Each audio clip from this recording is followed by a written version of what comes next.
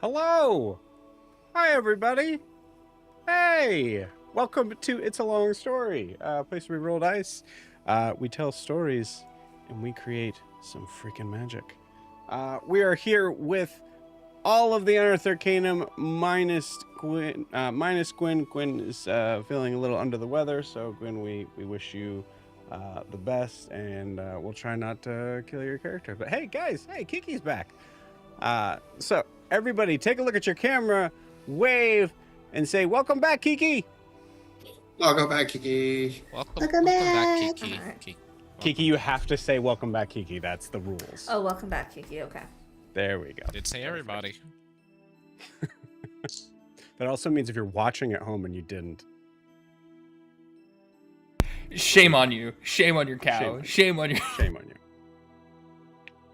A plague to your house. No, just kidding. That's maybe too much. Hello.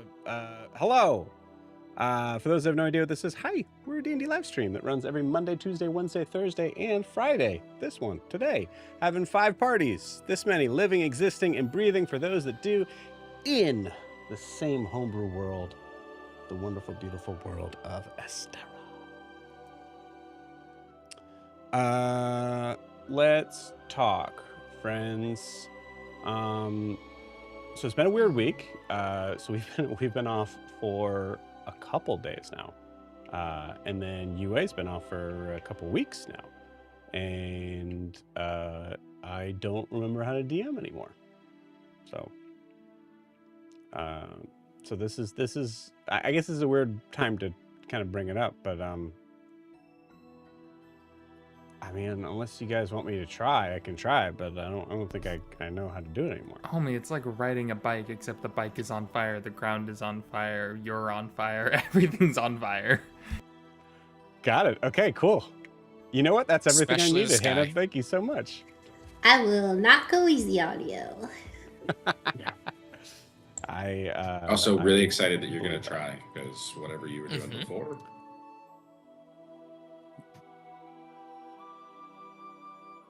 So the ground is fire, the bike is fire, the people are fire. So you've been off. It's been a kind of a weird couple weeks. So a little bit of a space in between, and I'll be honest with you, I am feeling it a little bit. So I think, like Hannah said, it'll either be like a boom, there we are, we're back, or it'll be a couple of, how do I do things again? How do I roll dice? I don't remember, stuff like that. So, but that's it we've already kind of talked about this a couple times, but Brasslight, we do have a new player already set up and ready to go. Rob, who is actually, I don't think they'll mind me saying this, who's actually Kay's partner, is joining the Brasslight.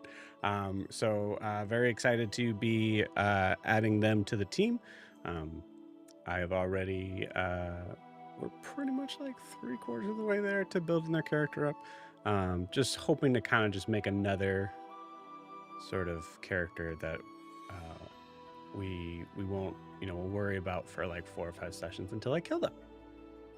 Because that's I don't remember. Is that what I'm supposed to do? Hannah, is that what I'm supposed to do? It's what you try to do to Miri. That's right. Every day. Start throwing out them power word kills, taking out players. But yeah, so excited for that. I think that's pretty much it, though. Yeah, I think everything else is good to go. Yeah, I believe so. My brain is a mess right now, so we'll see. Maybe I forgot. Who knows? But we're gonna move on. Before we jump in, first thing, quick shout out to our sponsor of the year, which is Lorify. That's how Jordan asked me to say it from now on. Is Lorify. So that's what I gotta do. No, Lorify, awesome tool. We love it. Use it every day, especially for the weeks where or the days where I'm off and forgetting how to do things. It's a great way to be able to kind of settle back in. What is it? It is an AI note-taking tool that takes the session that you have that is recorded, whether that is in person or online like this, and you plug it into their system, and within minutes, you get a very clear, concise session summary of everything that happened during that session, which is awesome, very useful for players who weren't able to show up to the session, but also for players like me who are just not very good at taking notes at all.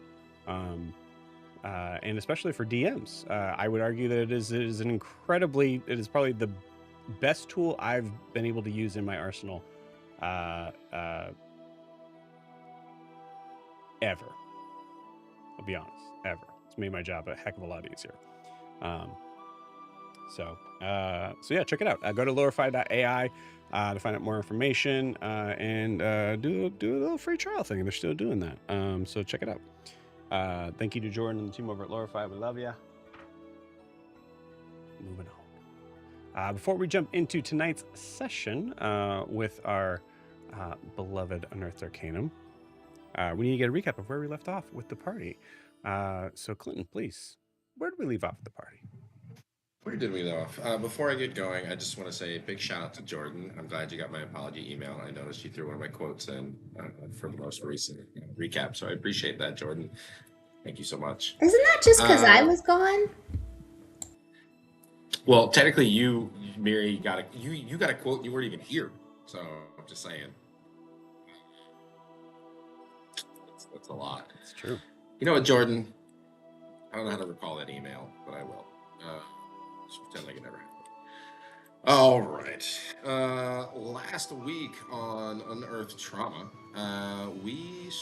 2 weeks ago, we started off with right where we had left off before that, with Gwen slowly falling into the ground after seeing some weird creature that is now either with or inhabiting or floating directly above Aya.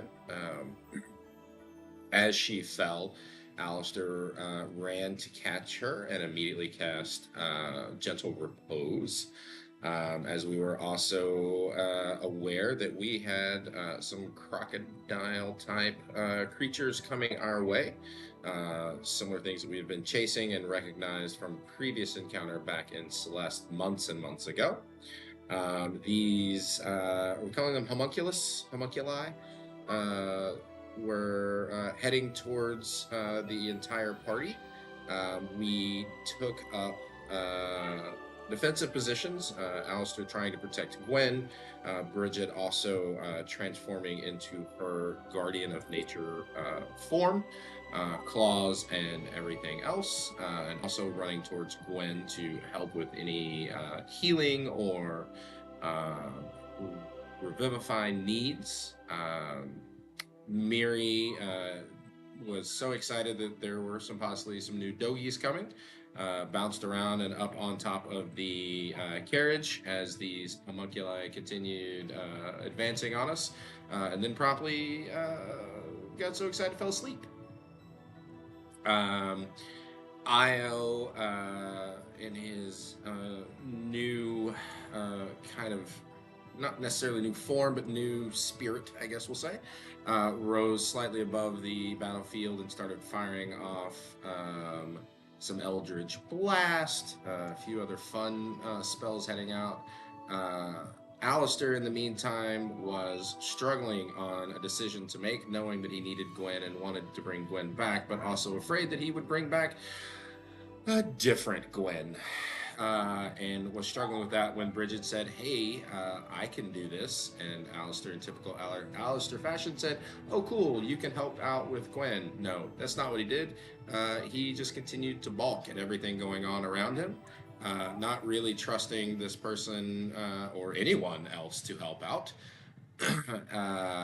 Meanwhile, while all these decisions and actions were being taken place, we flashed over to Gwen as she is slowly walking the road in the Shadowfell, heading towards the Palace of the Raven Queen.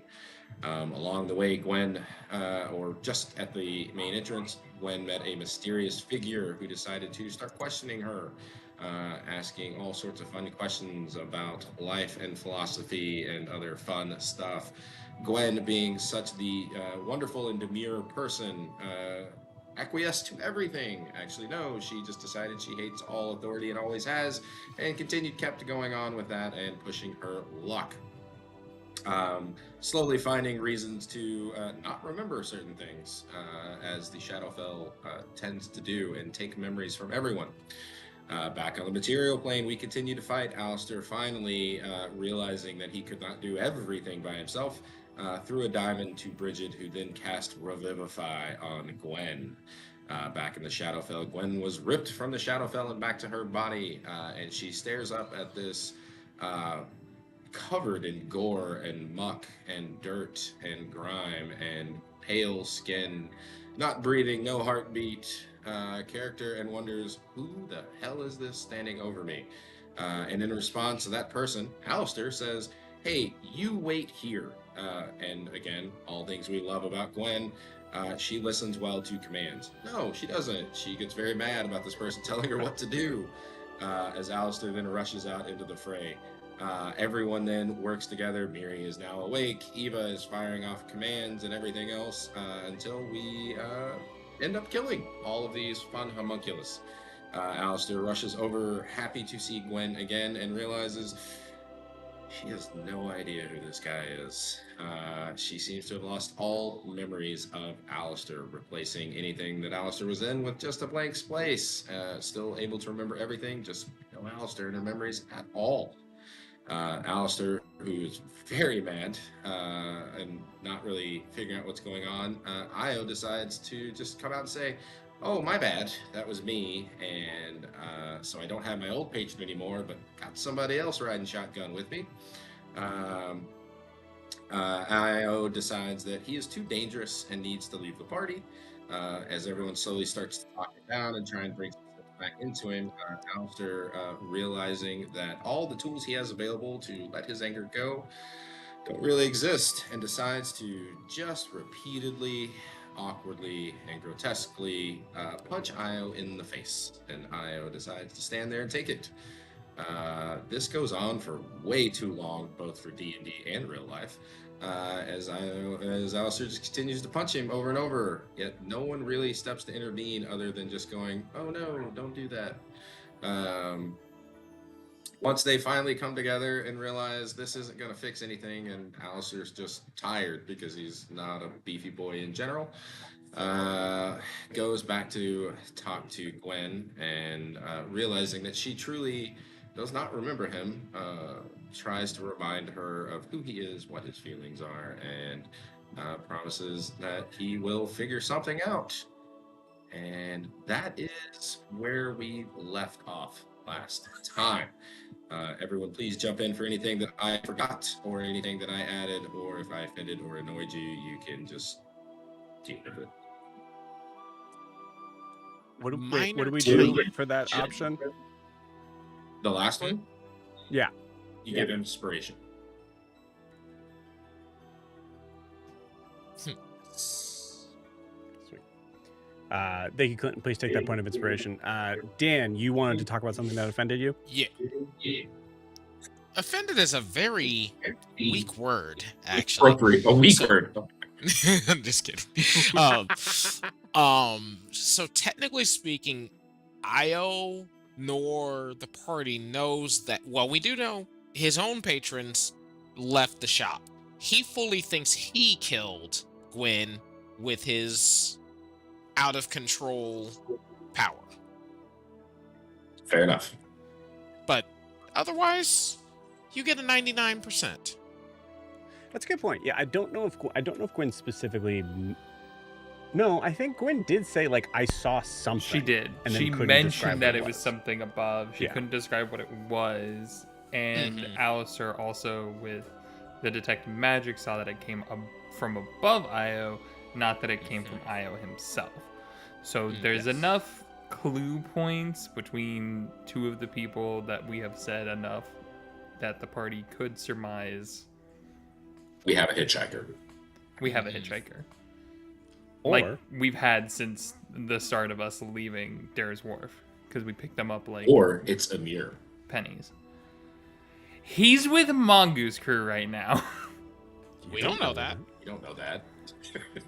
Anyway, last time on Dragon Ball Z, we're caught up now. I want to play. Beautiful. I want to play too.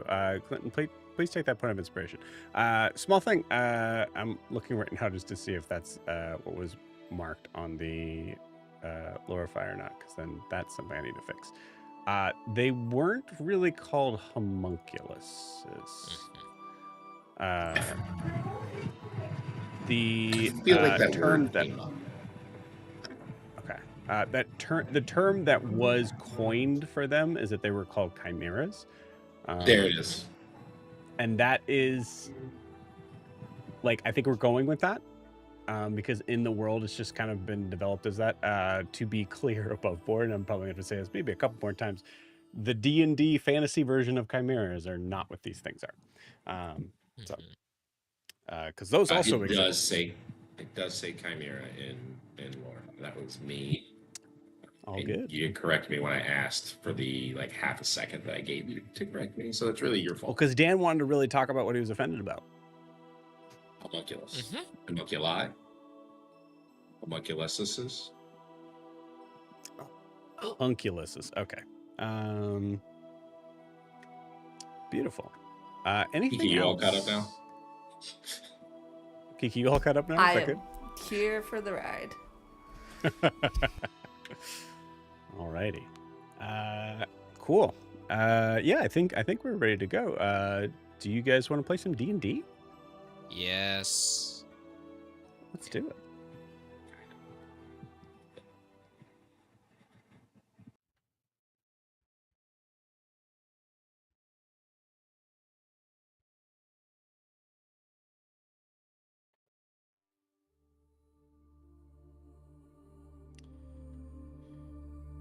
So,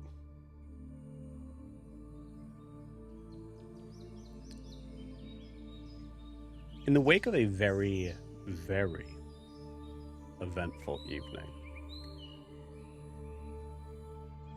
we're going to move just a little bit ahead. I should say, honestly, a lot of bit ahead, because the next thing, unless you guys wanted to deal with some nasty con saves, would be that you guys ain't go bad. So if you guys are good with that, I'm going to jump to the morning, so to speak. Cool. All right. So we open in on a very lazy but clear sunny day in the midst of the forest. You also notice that as we kind of come into the trees here, the trees have started to change shape a little bit from what has been mostly kind of a coniferous trees to now moving into more of the deciduous sort of large leaf trees. It's still kind of a mixture between the two, but it has started to one has definitely started to kind of creep over another, which in turn means that we get to a space that feels a little bit more colorful this time in Astera. We have a little bit more of the yellows, reds, and oranges of the large leaf trees, as we hear the soft sort of rickety sound of the dragon wagon. I keep saying dragon wagon, no one tells me to stop saying it, so I'm going to keep saying it because I heard it once and it's great. I love it. So the dragon wagon. It is about, I'm going to say at this point, it's about maybe somewhere between maybe 10 and 11, sort of late morning.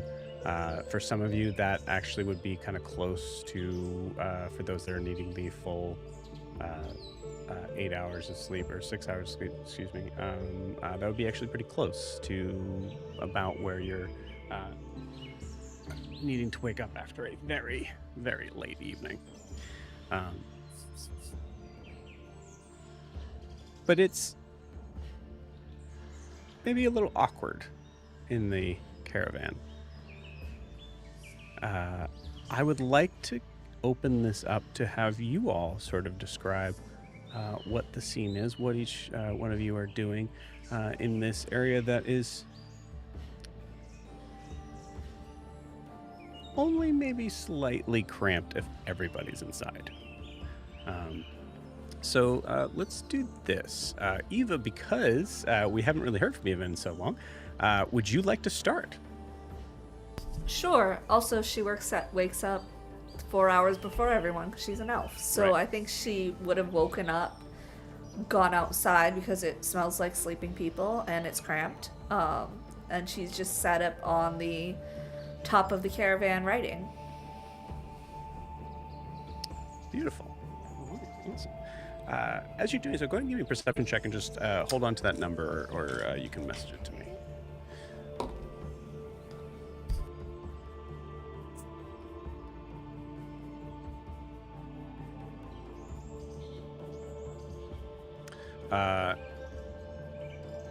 Miri, where do we find you? Miri's on the roof. She's digging through some bags to find some bananas, babbling away to her dragon. And that's about it. Checking on her boxing stick, make sure that's still there. Okay, you got it. Go ahead and roll me a d20, Miri.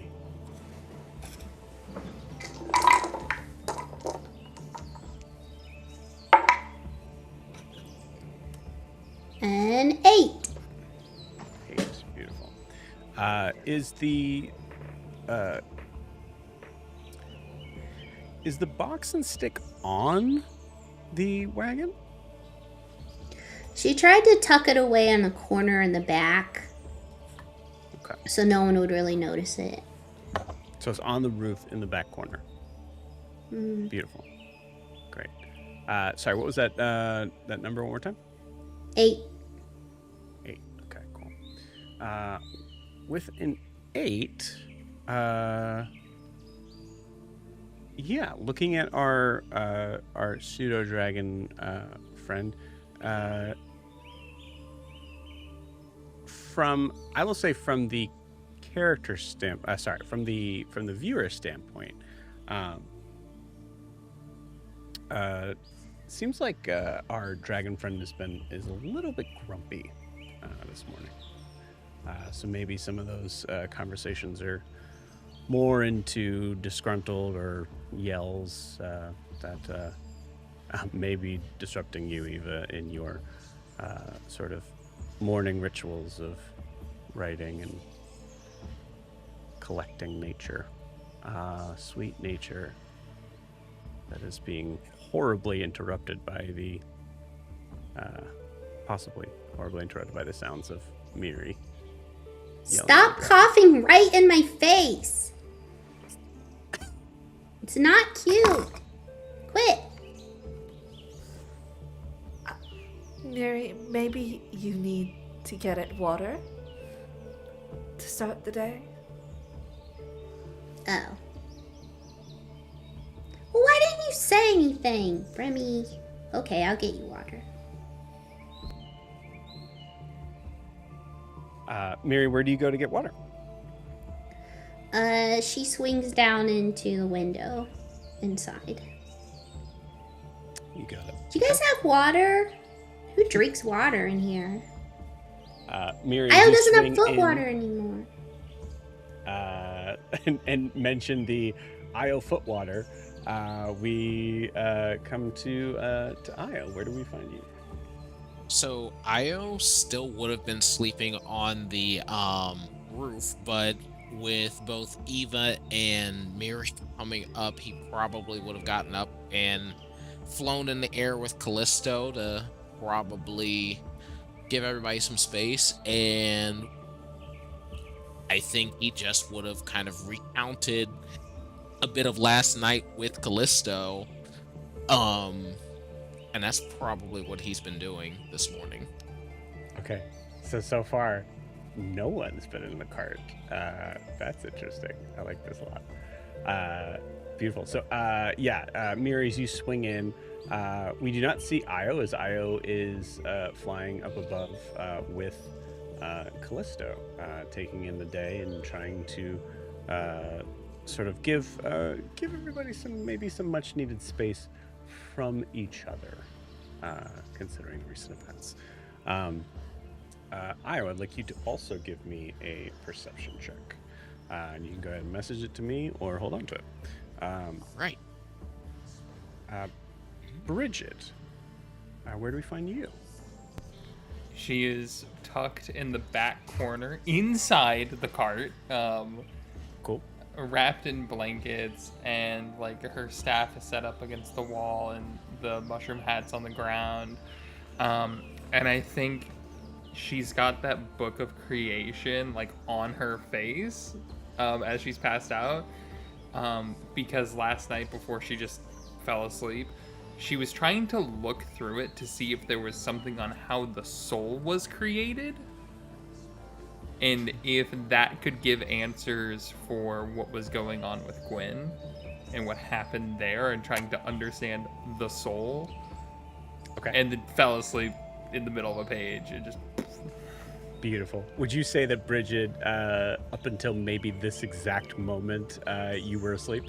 Oh, for sure. She was out like a light. Incredible. Before there's any response to Miri whatsoever, that means that the people that most likely are awake in the cart are Gwyn and Alistair. Alistair, how's the morning been? I think probably 20 minutes after Gwen went to bed, Alistair started making breakfast and has been sitting right next to her, waiting on her to wake up with a tray of breakfast and cold coffee. Poorly made coffee. Oh no. That's Oh, that no. one. What a start. Okay. Okay. I will say from that one, Alistair, you've been sitting there. Time becomes a little bit of a tricky thing for you since not having to really sleep anymore, and for other reasons. So I think you're pretty startled when Miri pops in, and it's not until Miri pops in that you realize you've been sitting there for probably about maybe an hour and a half. As Miri kind of wakes up Gwyn at this loud remark. No, we don't have any water. It's all for... Oh, hey! You're awake. Oh, hi. Hi. Yeah, there's some coffee. I made you some coffee, and just the way you used to tell me to make it, but it's been a while. And then there's some. I went through Io's stuff, and there's some buttered toast, and I didn't know what else you ate. And then I couldn't remember if you took sugar with your coffee or I didn't have any milk, and no, don't move too much, just because you've been through a lot, and maybe today we just rest, and you could just rest there. And are you cold? You look cold. Do you look cold? Just don't just I'll get you just 1 second, and I'll get up and walk over and just take the blanket off of Bridget that she's probably huddled under. Sorry, when it needs this. Good morning. She just woke up. If you could just keep it down, she hasn't had her coffee yet. In the time that you've gone to grab the blanket, Gwen has grabbed the cup of coffee just to kind of have some reason to maybe not be talking in this moment. And you see her take a sip of it. Alistair, give me a insight check. That's a 16. Okay, cool, awesome. You see her take a sip. Mm. Uh, That's it's been a Bridget actually made that. Bridget, you did not. That was I have been up for less than a minute. so loud right now. She just woke up. Maybe you should stop trying to manipulate something that's not there at the moment. this is fine. This is good. I don't believe I ever had a problem with cold coffee. I mean, you could just heat it up. I could heat it up. You- um. So I went ahead and I hope you don't mind. I was looking through your stuff and because I remembered What? that there was I wanted you to have, I know, like your journals. I grabbed your journals because then there's stuff that you wrote about me and us. You are the worst butler I have ever seen. Okay. Could you do me a favor and just this is I don't know how things. Just don't go through my stuff right now. No, it was because that way you could because you write everything down and I thought that maybe they would be like a refresher for your Alistair, memories. this is a lot. This is a lot. You need space. Is that just I think yeah. maybe I'll go for a walk. I'll go for a walk. No, you should stay here and Bridget will leave. I'm not Nope, leaving. Bridget, you stay. Miri, you need water. You know what? Actually, Miri, let's go get some Hi. water. Oh, hi, Gwen. I'm Miri. You've probably written about me. I know who you are. Yep. I thought you yeah, forgot I know who you are. everything. Oh. No. Oh, you just forgot Alistair?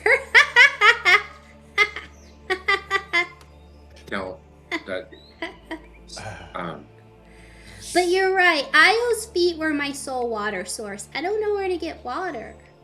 Okay, well let's go out and find some. Alistair, if you could just do me a favor and just can you put all these blankets back to the beds that they were originally at? No, I can is there anything else that I could do? I mean, do you think I can't cook. I'll talk to Io and maybe we'll get something for you. Yeah. Okay. Yeah, that's a good idea. Talk to Io. Okay, Mary, let's go.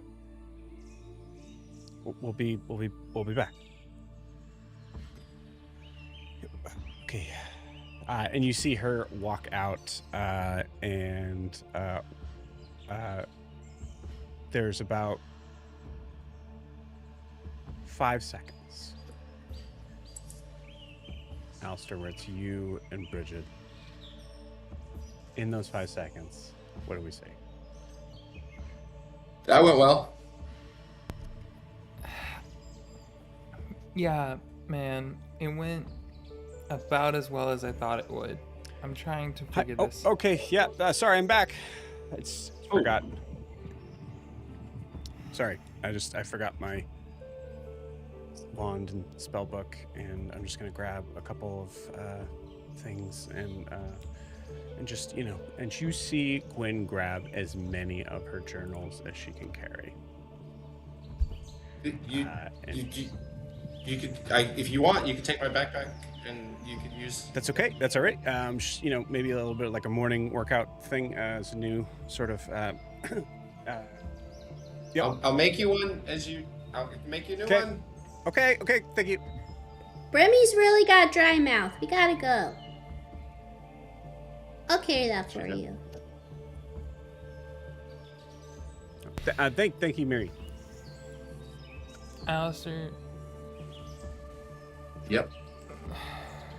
we can figure this out. I'm going to figure this out. But it's not gonna be solved with coffee and journals. No, I know that, but I would prefer this not take another 10 years. I know. I don't think anybody wants to see that happen. But the situation,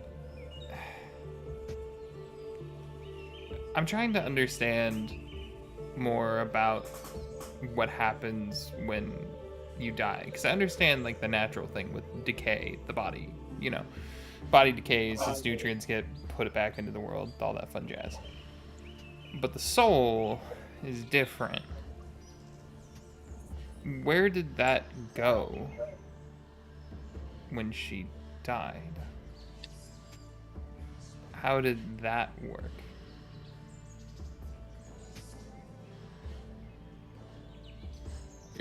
It went to the Shadowfell. I would assume that there was some intermediate plane, maybe. Typically, many cultures consider the Shadowfell as that place before the soul moves on to its final resting place. How many times has Gwen died before? Just the yeah, there was the one time with the So she's died a couple of times now. yes, but it kind of happens differently for everyone. Well, if we know that it's tied to memories, for her, what did she lose the first time around?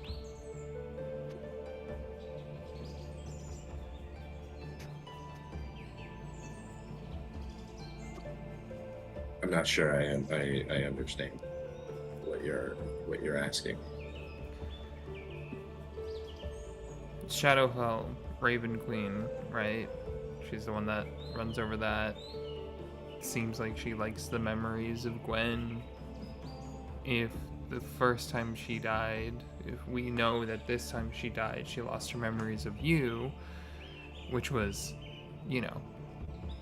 pretty important to her as a person. The first time she died, what was wagered? What was lost? Did you even notice if she was missing something? No, but I mean, I'm not accusing you, I'm just trying to think how big this task may end up being. There might be more than just you that's missing from her mind. I don't know. I think of it like, when you make the plants grow, right? That energy comes from somewhere, and it's usually borrowed from somewhere else. So Energy cannot be destroyed. It has to be moved from one thing to another. Yeah, there's a lot of books on nuclear fission in the Feywilds for some reason. But I assume that the memory loss is part of that, right? So maybe the magic used to bring her back, and to take something from her. So how do we get it back, or what can we give?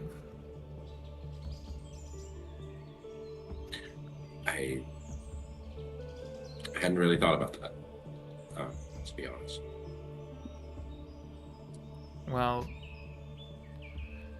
I was looking through the book, seeing if it had anything on souls and how those were created, because, I mean, hell, if we could figure out how the weave and souls all connect together, maybe there's a way to use magic to restitching a ripped piece of clothing.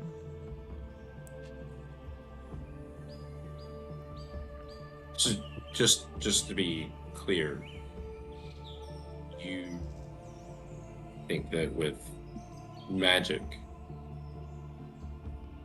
Gwen will love me again?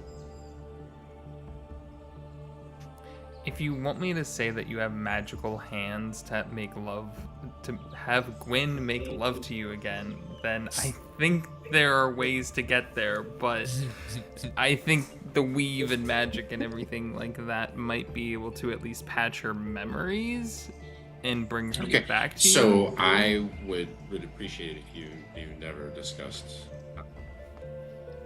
what Gwen and I may or may not be doing again. I think my question was more that you think that magic could fix. Alistair, you're dead, and yet you're in front of me having this conversation, in some sense of the term. Magic can do a lot of things. Why can't it do this?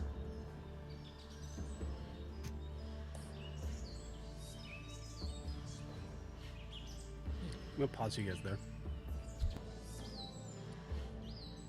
Eva. Day 21. You catch a couple things. One,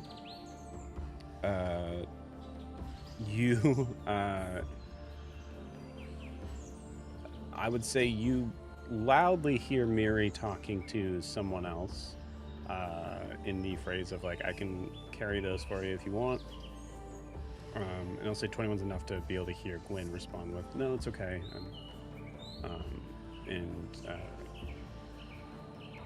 I'll say if you look over in that direction, you see that they're kind of descending down this like sort of small sort of hillside that does look like it has a little bit of a water reservoir at the bottom. And I think with a 21, you could probably pretty easily kind of keep an eye on them. Io with your 20, you'd see the same thing. See that somewhere? You also hear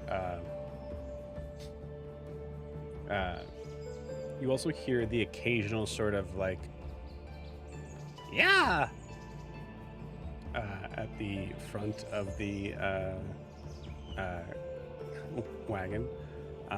As Fingers has been doing that every few minutes or so, carrying some sort of like makeshift like switch that he's kind of holding with two hooks, excuse me, to try to get the horses that you know are not real or are. Yeah, they're more of a design of a extension of the cart, and there has been no change at all to the pace whatsoever. But I think also, Eva, with the 21, you notice this changing in the scenery, and I think go ahead and give me a history check, if you would. 14. 14.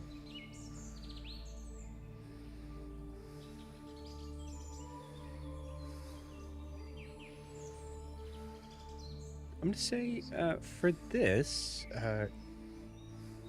Eva, one of the things that it can remind you of is times when you've been anywhere sort of further west in South Imea, even just from the capital, for whatever reason. That could have been something that you were younger. Do you think there's a memory that comes up for Eva of a time back then what it would be. You mean like closer to Nova Sol? That far west? Yeah, it can be. Yeah, actually, in the space between the capital and Nova Sol, there'll definitely be some of those trees. Probably just memories with one of her seafaring partners, going out to the coast with them. I can give you an exact partner name if you need it. Yeah. Yeah, describe that memory for me. One second.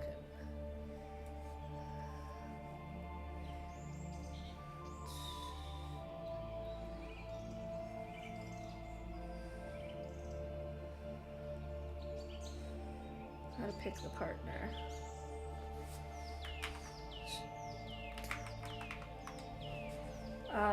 Let's say Kalen, the half-orc. Cool. He was no, that's a mercenary captain, not a sea captain. Elias. We're gonna say Elias the sea elf, because he is a privateer, former pirate. So he would have taken her out to Nova Sol and probably on some sailing tours on his privateer ship, no longer a pirate ship. Beautiful. How long ago was this? They were together about only a decade ago. Yeah, a little over a decade ago. Sweet. All right. Give me just, Eva, if you would, just give me like a specific thing. What about that time that, like something that specifically sort of stood out to you, whether that was seeing the trees from like, from the coastline, whatever, something specific in a memory of that. I think it would be maybe seeing the coastline from the ship at dawn, assuming the sun rises in the east. I don't know, it's a disc, so it could rise from any direction, but yeah, the sunrise breaking over the horizon, which is land on that horizon. It's corkscrew, yeah. Yeah, corkscrew. Okay, beautiful. Yeah, so I think there's just like a moment, even in your mind's eye, of just recognizing from this moment in. We could also say too, I think, with Elias recognizing when that would have been. I think for maybe several reasons. At least in this moment, when you were out, it was actually not his normal ship. It would have been something, sort of smaller, a little bit more,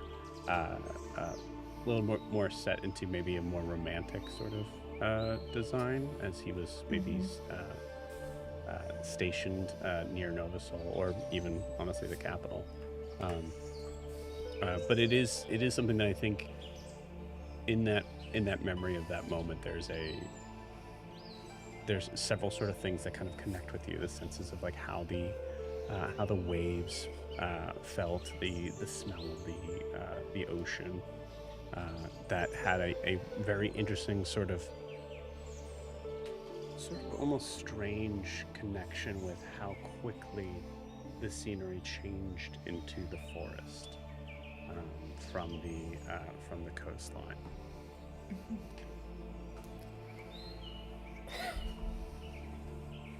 Yeah.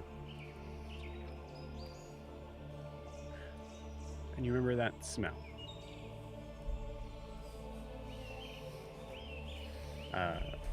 Something that probably was a somewhat, maybe slightly new and interesting sort of sensation to you, considering the coasts from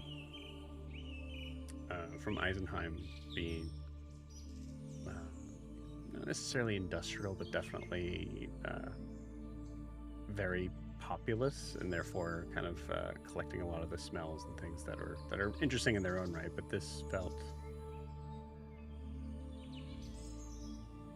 peaceful. like you were the only two people in the world.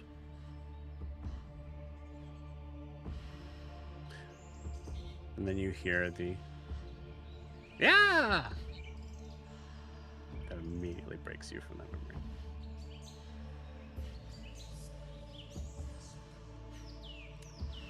Fingers, have you tried doing that with your mind and not with your mouth?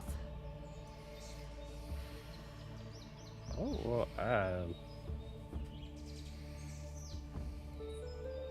what?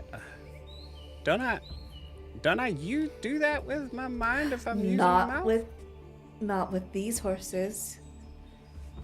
You have to do it silently. It has to be concentrated in the mind.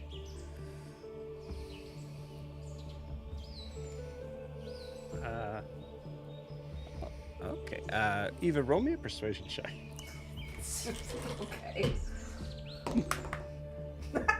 What is it? How does a 32 sound?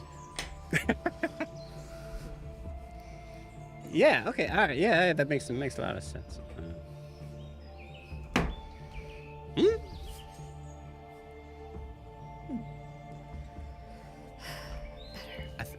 I think that worked. I think they're going Keep faster. doing it. Absolutely. Keep it up. Do you feel like it's going faster? It would go faster if you focused on the horses and not talking to me. All right. Okay.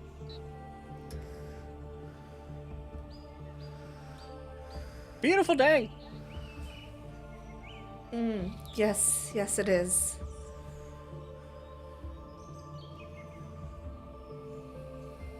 You writing? I was Io. I think your friend here wants to have a conversation. Io! So you're close enough to hear it. Eva, if you don't hear Sorry. it, Eva's just gonna get louder. No, you're good. You're good. Io was debating whether or not he wanted to respond. Actually, I wonder. You know, if you could send a god of death a message, would you? You know, I'm becoming more concerned by the minute. No, I would not. No, not particularly. Why?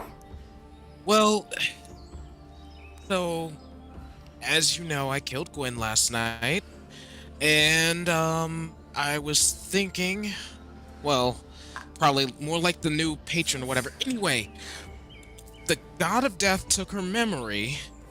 I mean, I know it's the Raven Queen. I just need to know the person, and I can send them, so...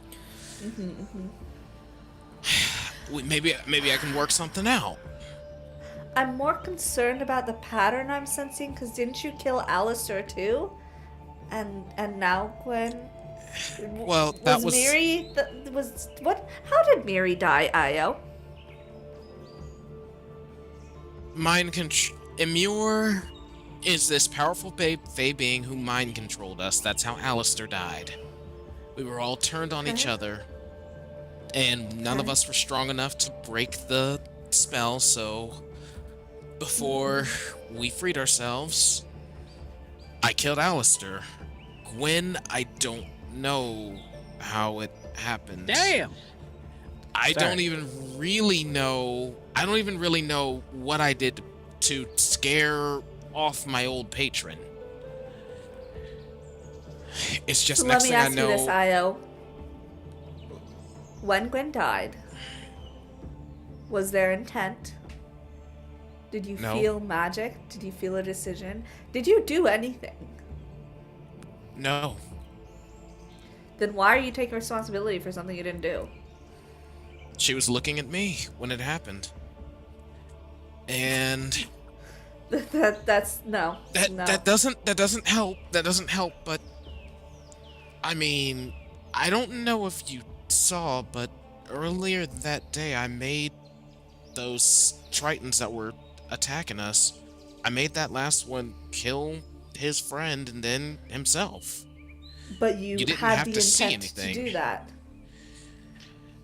And when I made that decision, I felt my patron essentially tell me, don't reach into myself to pull more power out. That's what I did. And you know, Gwen does that spell with true sight. So at the end of the day, my choice, even if it wasn't me who pulled the trigger, I'm the one who invited whatever's sitting on top of me to do what it did. I think you're carrying a burden that isn't yours to carry. And I don't know if it's because you want to be the martyr in this situation or because you feel the need to carry that guilt. No. I know I didn't literally kill her, but choices have consequences. Every choice has a consequence. I made a conscious choice to mess with a power I didn't fully understand, and whatever it is, I unleashed it. If I didn't mind control, if I didn't fly off to try and challenge that guy on my own, I wouldn't have gotten Alistair trying to meddle and trying to keep us safe, and none of this would have happened. That is a fact. Okay. And if you hadn't stepped away from your patron, you would still be leaking foot water, and you would still be on a homicidal rage against other followers of your patron. Gwen would Action still... consequence. Gwen wouldn't have lost her memories, and there might have been another way out of that deal. You know what you were doing and the path you were on, and you made a choice to step away from that path. Don't blame yourself for the machinations of gods and monsters. They manipulate you. You didn't know that. They weren't clear with you. They never are. Still, if we got free will, we got free choice, so it's still on me to make this right, or at least play a part in making this right. She's alive, so the first step to right has already been met. Her memories, though, that's going to take a lot more work. What's not going to help is beating yourself up over it. I'm not beating myself up over it right now. I mean, we have a potential solution right there. I could do a trade, a memory for a memory.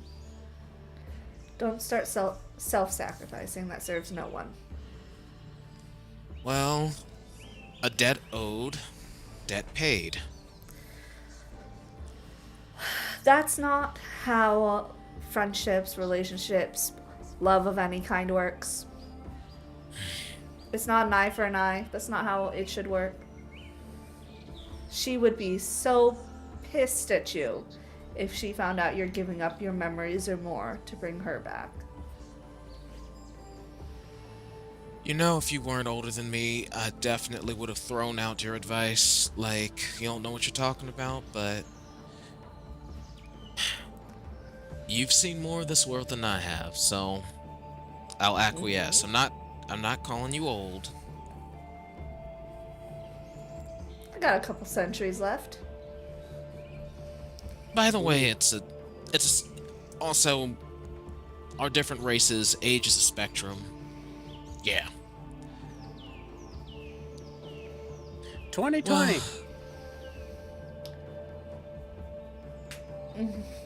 Don't you halflings only make it to 150? What? I thought you were that's saying around you were the 20. age of I thought you were saying you were tieflings 2020. too, but No, you're talking about True Sight with the tiefling with glasses. I got 2020 vision just for the record. Okay, that's not good. 4x4 limbs. Especially at your age. What was that? I don't hear very well. Nothing. Apparently not that either. By the way, weren't you? Keep focusing on the horses. Yeah, I was about to say, weren't Alright. you trying to will that horse to moving? Hey, we're moving, right? You're welcome. Pinky Good. fingers. Good. All right. Well, you want me to bring you up anything for breakfast? Yeah. Okay, Fingers, you too. Yes, please. Oh. Io, thank you. No problem. And I think Io goes to where we're keeping our basically impromptu mess hall. And he probably gives his friends downstairs a cursory greeting. It's like, morning, y'all. I was just grabbing some breakfast for those of us up top. Yeah, we're in here right now. All right. And yeah, he's just going to grab some dried banana and hardtack and stuff and go right back up. Before you go up, about 10 seconds goes by, and Eva, you hear, he's gonna be all right. He will. They all will. If we can keep them alive. Hey, dude. Doing my best, you know? It's you and me out here. Mm-hmm. It's you and me, Fingers.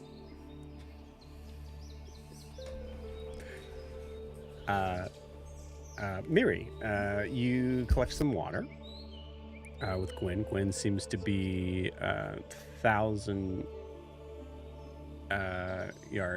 light years away in her mind. But she kind of just seems to stand with you. She doesn't seem to kind of instigate any sort of conversation. She just doesn't seem like she's here right now. Mary stares at her. So what else did you forget? What? What else did you forget? Oh, I don't...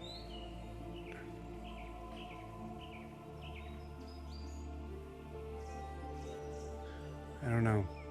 I don't have any reason to think that I've forgotten anything else.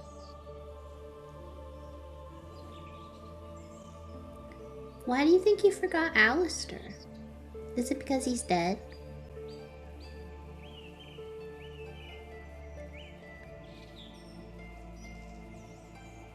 I don't know.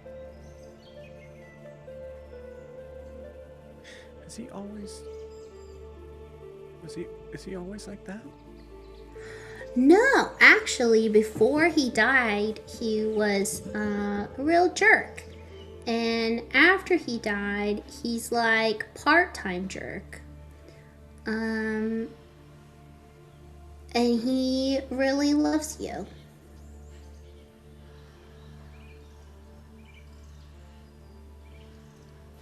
You would think it, since he doesn't have a heart anymore, then he would be like a bigger jerk, but I don't know. Mir, I don't know if that's biologically true. I'm sure Alistair has it. You don't think it's rotting in his chest?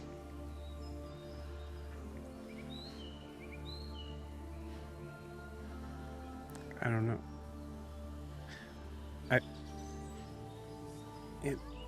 You said Alistair was a jerk?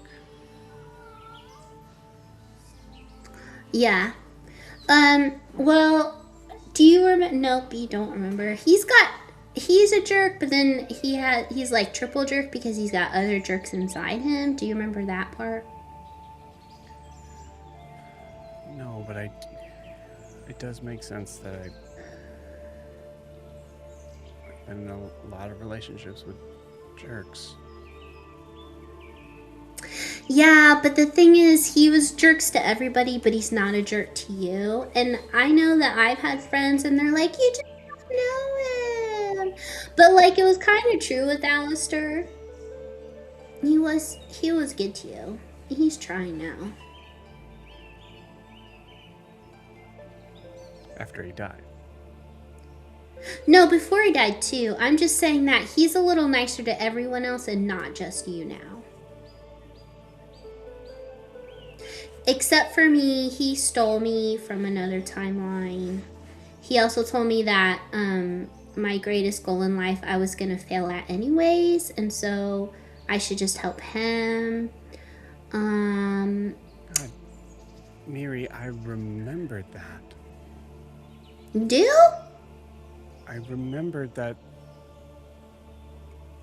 It's like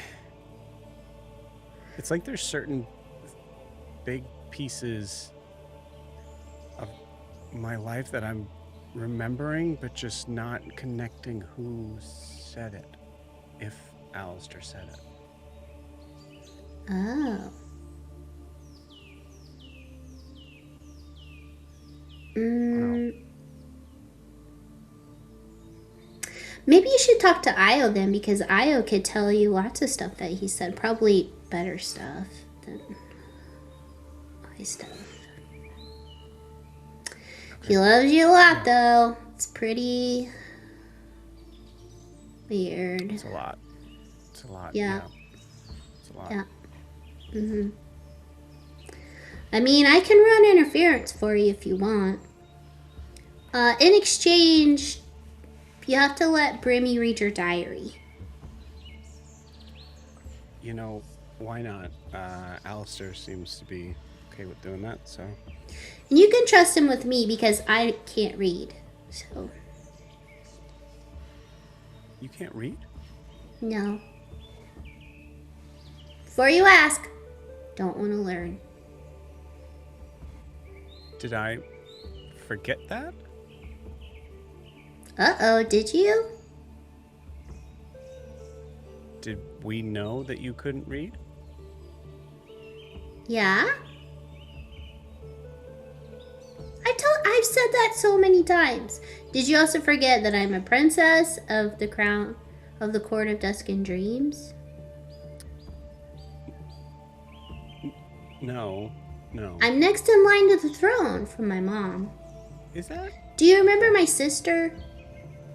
Did you know that I'm 1,000 years old? Minimum. I'm gonna roll a flat intelligence check at the 4.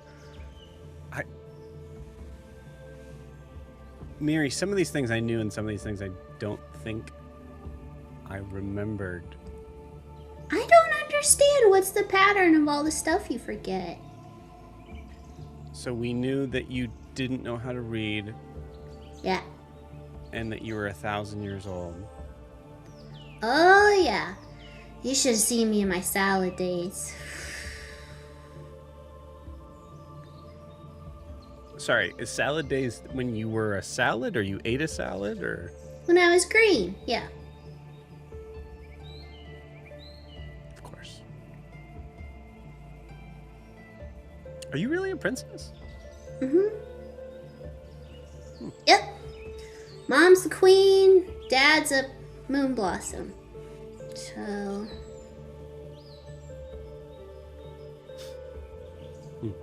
It's a matriarchy, though, so it doesn't really matter who my dad is. You know, there is some things about our conversations that are starting to come back to me a little bit. Uh-huh. And I think See? it is a good idea that I talk to Io. You're right.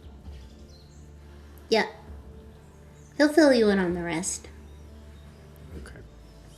Bridget is not a spy, it turns out. But she's still suspicious. Okay. She's also missing memories. Maybe she's dead. Don't know. Miri, you're a dangerous person to have around someone who is missing parts of their past. I'm realizing. Why?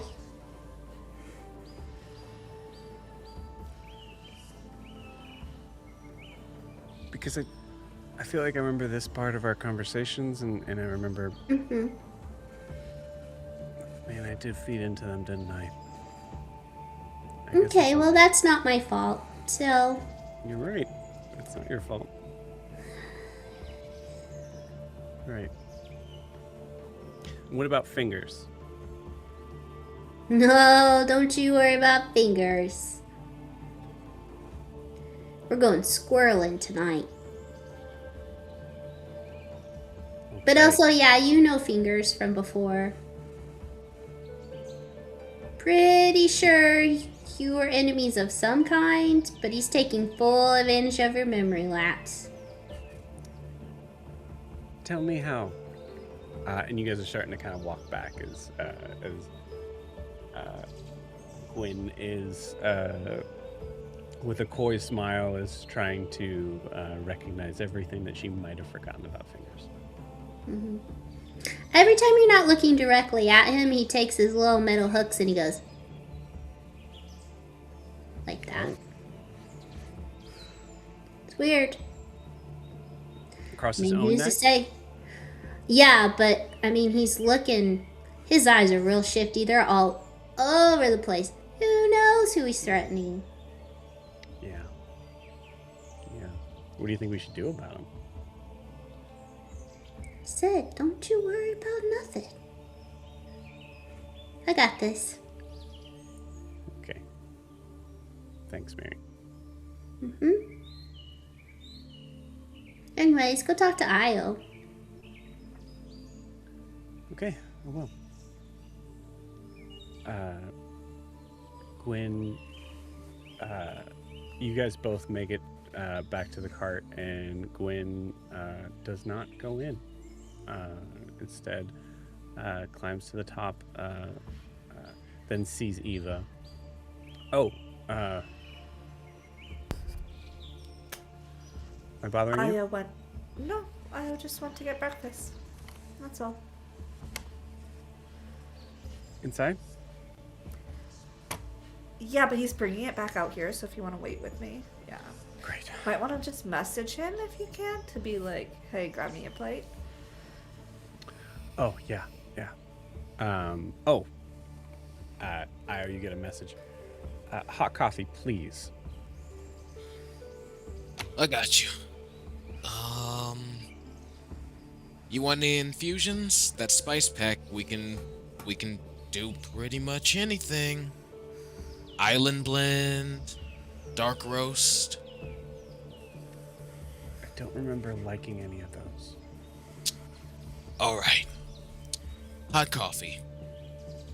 I'll give you a little extra pick me up too. Okay. Alistair, roll me a perception check. This is a small cart, and Io's inside it. Bridget, you can roll as well to see if you heard that. 14. Io, were you Perception, trying to right? hide it? Not exactly, no. Okay. I mean, they know I'm down here getting food. I'd say, Alistair, you heard hot coffee. The most Timu ass 20. Beautiful. You heard the whole thing?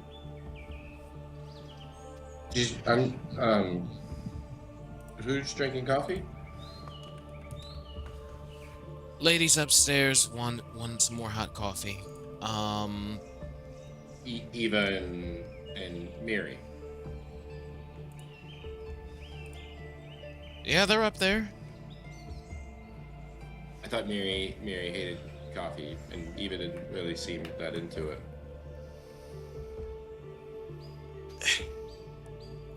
I'm just making my breakfast, man.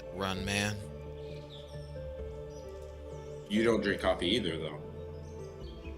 I drink coffee Process of occasionally. elimination, Al. You can get there. Yeah. So soak in heat. What is Gwen back?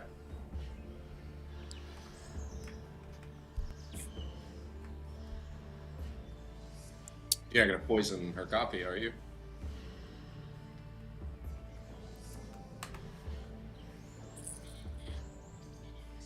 Can you not hear me? Is that what's happening? Can you not? This isn't making anything easier. Good. Why did Okay. you hesitate? You still haven't answered the question. At the end of the day, yes, Gwen's up there. I'm taking her some more coffee. Okay, first off, it's the beginning of the day. You could have just said it was for Gwen. Okay. I roll me an It's insight gonna check. be a.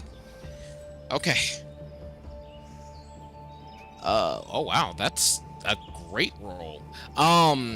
That is a 23. Cool. Clinton, please feel free to let me know if I'm wrong here, but Alistair is imploding and taking everyone with him. Clearly looking for a fight, looking for something that would make sense in a world that just does not right now.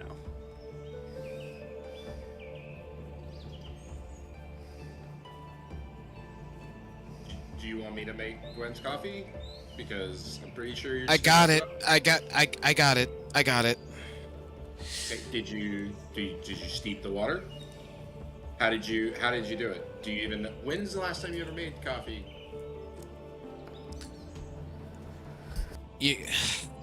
This isn't gonna solve anything. Certainly not gonna make coffee, is it? Io's going to send Gwen back. Hey, your coffee. I'm gonna just run it up to you, and I'm gonna go fly a bit. Sorry. It's becoming a whole thing. Oh, I was hoping I could talk to you for a second, actually. If that's, but We yeah, can- okay, that's fine. Hey, we can have a mind talk. I can do it a little bit further now, so it's cool. See, Bridget, when he does this, he's talking to other people that he just doesn't want us to know about. I feel like that would be awkward for Eva because I'm sitting right next to Eva and she's just gonna sit there in silence. Look, this situation's already really awkward, and trying to make it unawkward, that's not gonna happen. Io, just grab this stuff and head out. This. Io, roll me a luck check. Okay. What's a 19? Is that good? Oh, okay, cool. Awesome. Yeah, no, you're good. You're good. Beat my roll of what was going to happen next to further exacerbate things. Yeah, so Io floats back up, coffee in tow, along with the other breakfast snacks. All right. Cool. You see Gwen take it. Fingers, who was impatiently waiting, was going to actually bust in and be like, "Where's my food?" Takes the food and oh, okay. Yeah, thanks. I guess. Fingers, ladies first, and make sure everybody else gets to eat too. Caloric intake for this type of thing. We got to make sure we're staying. I think fit. I'm the only one that's actually doing any work, so there is that. Okay, that attitude, little mister, unappreciated. You did not just call me little mister. And then Io just gives him the look. Okay. That's a 7. The response that you get from Fingers is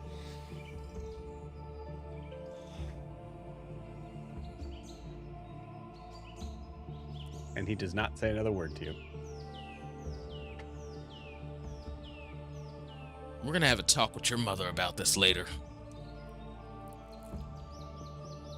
Mm-hmm. Go over there and think about what you did. Anyway, yes, Gwen. What did you want to talk about? And do you need? Do you want me to leave? I can go. Yeah, Do you I want was me to I was go? about to say that was gonna be super awkward, but yeah. Well, no, it's okay. If you want to.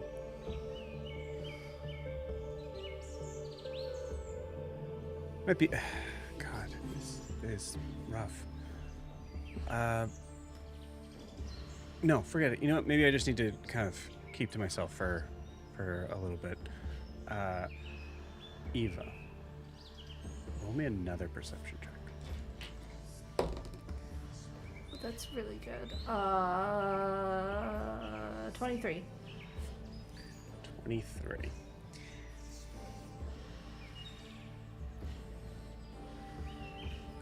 You see something out of the corner of your eye between a bunch of, between a sort of like a bunch of trees that are just kind of like moving through, right between the trunks of them. You see what looks to be like a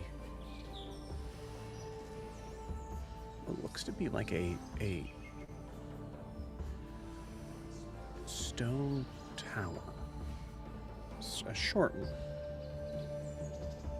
But you're able to see like long extended, like those like large arching windows, and no glass in them at all. It's about maybe about 100 feet off.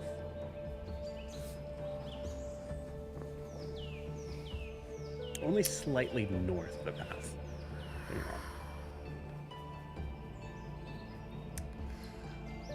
are. Do we want a distraction? What? Yeah, let's go for one.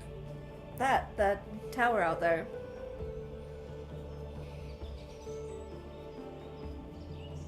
Yeah, that's great. Yeah. Hey, Fingers, dear, can you stop the carriage? If we can. For you? Yeah. Stop! Stop it!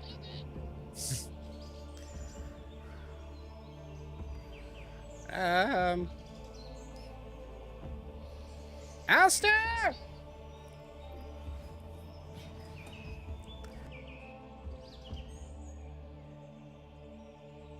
So, did you see anything in the book about souls? You said you were looking at souls.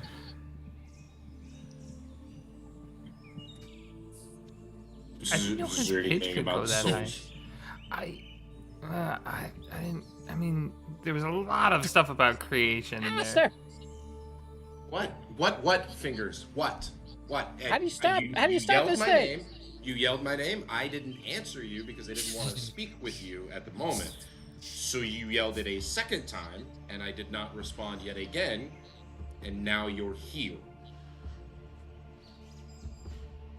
All right, you done? What, Fingers? What do you need? How do you stop this thing? Stop. Well, Is that not what you wanted? you see him you just see a hook come up from the doorway, like from the ground, and you're not sure if that's a thumbs up or a middle finger. Could be both. You have no idea. Fingers, why are we stopped? There's some cool architecture if you want to take a look. I yelled loud enough for everyone to hear. Hey Joe, when I did that commune with nature previously, Bridget pops her head out. Is it the same pillar she saw when she was doing that? It is not. No, that pillar was white. Huh? Yeah, this is Different than the one I saw. Gray stone. And actually, I'll be honest with you, Bridget, as you come out, yeah, give me a perception check, Bridget.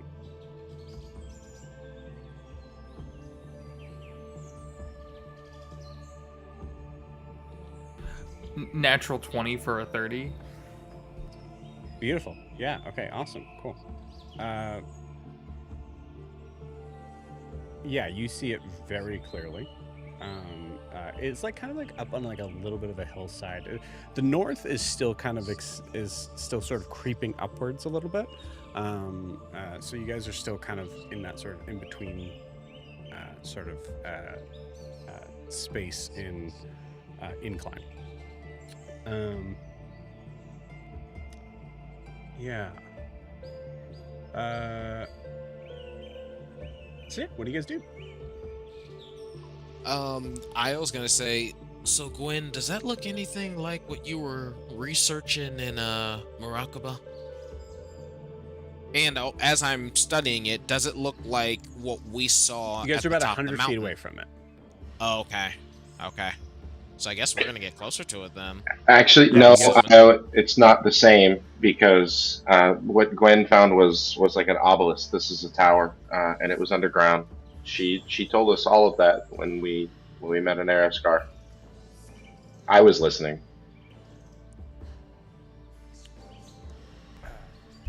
Thank you, Alistair. Ooh, Should we go check it out? Did you want to go look at it? We can. I think that'd be great. We could look at it. I've got some. I can grab some of my mason's tools, and we can go check it out. Yeah. Okay. Yeah. You guys are gonna hang out here. Oh, I think I'm gonna go with Gwen. She asked me to accompany her on this. Oh yeah. Well, we should all go. We should. yeah, I'll just be above just in case any threats are about. I'll catch them. Come on, Callisto. And All right, I'll why don't takes you- off Why don't you above come up? everybody. Why don't you? Oh, okay. I'm here if you need me. As he's floating up. That is like one of the last things he says as he floats up. Okay. Shoot me a thought. I'm here. All right. I need a marching order. I'll go up front. I spotted it. Beautiful. And I am directly above Eva. Nope. I need a marching order. Alistair Eva's and Gwen. first. Alistair and Gwen behind Eva. Cool. Miri and Brimmy are in the back. Bridget is the awkward sandwich behind Alistair and Gwen then. Beautiful. I love it. Okay. Awesome. Eva.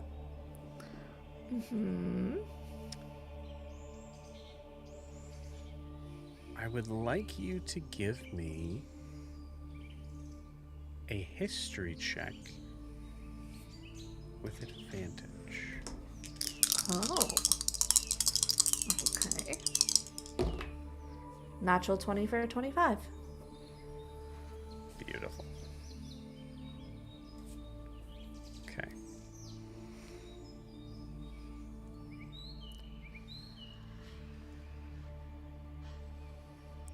One moment, please.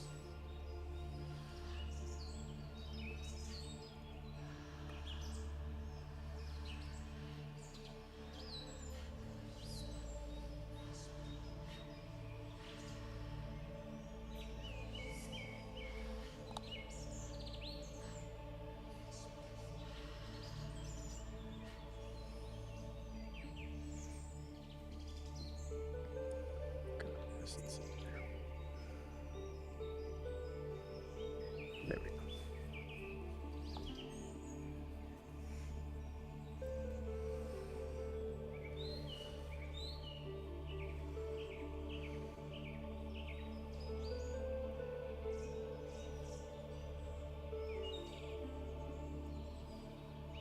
Okay, with a nat 20, that I love that right out of the gate. That makes things very interesting.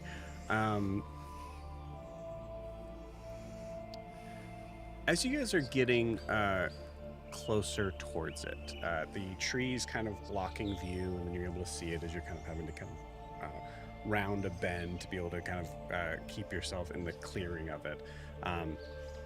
Eva, you're absolutely sure what you saw. It is absolutely a stone tower. Until you pass by a rather large tree trunk, and you see that. No, there's something going on here. Eva, with a nat 20, I don't want to take anything away from your design at all. And with a nat 20, it's not going to really matter anyways to cling to this. From your book, Crimson Tides, what does the building look like? Crimson Tides. Now, obviously, most of this was on a ship. Obviously, I see that, so that's Say basically the you have building carte is on a blanche. ship. Yeah, could be. I mean, it could be the ship too, but it's definitely on land.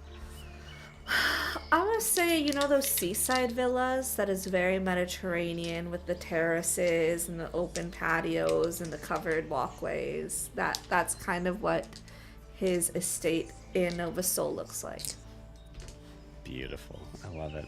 Yeah, you pass by. You're the first one that kind of just moves around the bend.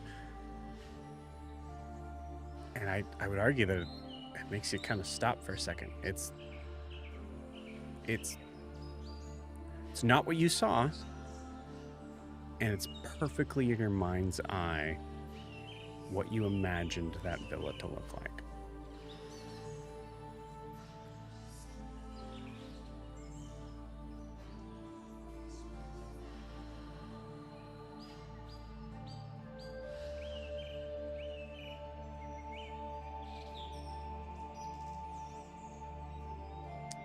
And you're muted right now, but as you, yeah, go ahead. Just gonna say, Gwen, Io, what do you guys see? You all see a beautiful seaside villa. Huh. This looks like one of them, rich folks, shindig, or kind of, pads. And it doesn't look abandoned or anything, right? No, it looks very well taken care of. It looks like Elias's home. Who is that? Crimson Tides was based on one of my partners. Oh. Yes, Elias Redwater, former pirate turned privateer. I don't know why there'd be an estate here though. Also, Joe, would Io be sailing? Does that name ring a bell at all? Elias? Yes. Roll me a history check. Okay. So this is a former associate of yours home? Oh, more than associates, but yes. Okay, that is a 17. That way. No, doesn't ring a bell. Interesting. That doesn't sound familiar to me.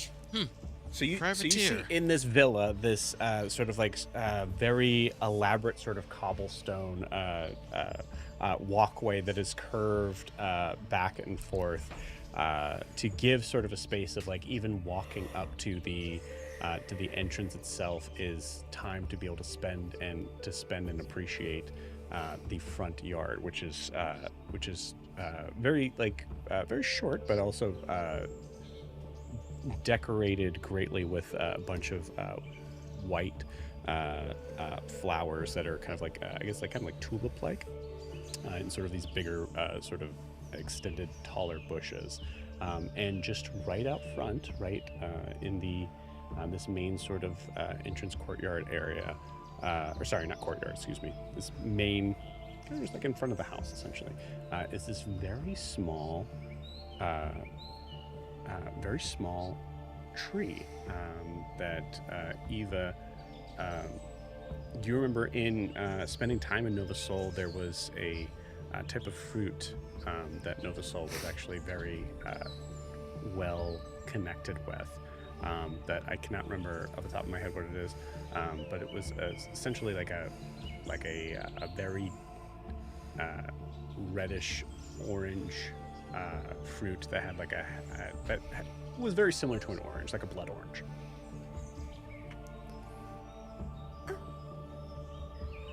This should not be growing here. This should not be here. I don't trust this.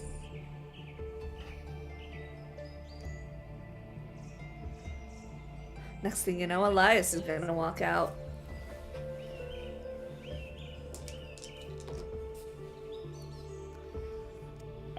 You see at that moment, as Eva says this, the door to the villa opens Oh, son of a bitch. and no one comes out. I'm sorry. Do you recognize this place? I do, yes. It's supposed to be in Nova Sol. So why is it here? Beats me.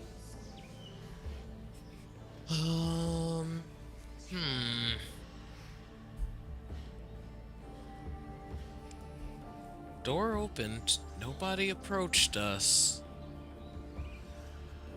I don't know if we should keep nosing ourselves into this person's business. We might be inviting ourselves into some trouble. We see Gwen just go, "Hello?" And with that, let's be ready for anything. Elias, darling, is this your home?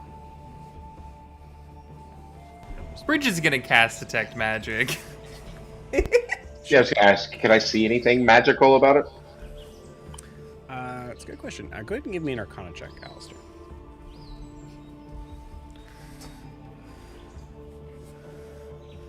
25.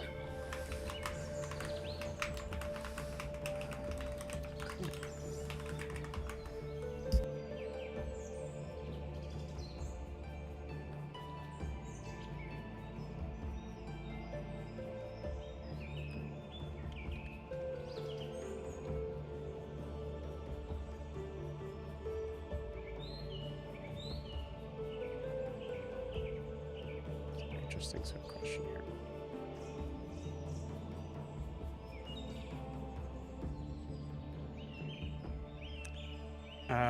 Yes. So, Bridget,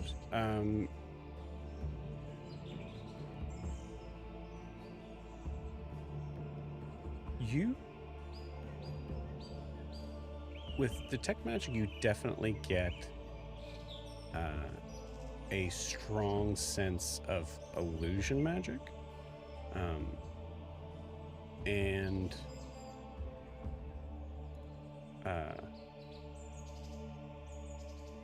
do that.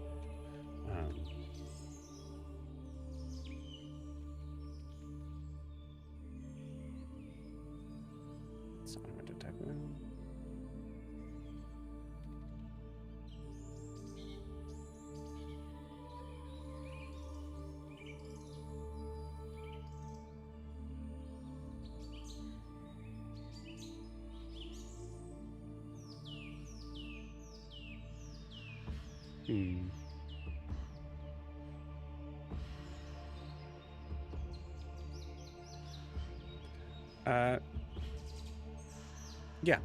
You get illusion magic, and you see that what is in front of you with the detect magic. Given that sort of, how does that work for Bridget? Obviously, we'll give Alistair what he sees in a second. I think it's a little bit of like she like shakes the staff, and it like spawns some like spores off of it that kind of shift in colors around her for a moment, and then start kind of like she understands School of Magic orientation on what those spores mean, but to anyone else Okay. it would be like weird ass colors shooting off her staff. Beautiful. Okay, cool. So within the range of where you are, like kind of like standing right in front of this heavy sort of forest floor that immediately changes into this curved and perfectly immaculate stone walkway. You see that the spores seem to kind of spread out and immediately sort of change color into focusing in on that illusion magic. And as it spreads, it continues to show a sense of like this illusion extending out to the full 30 feet.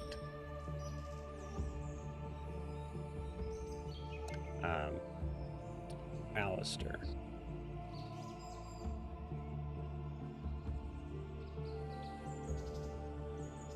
You see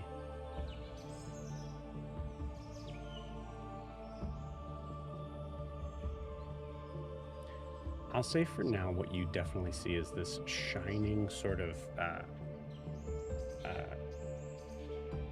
glittering sort of magic that is showing that illusion to it, that is showcasing in a perfect sort of space of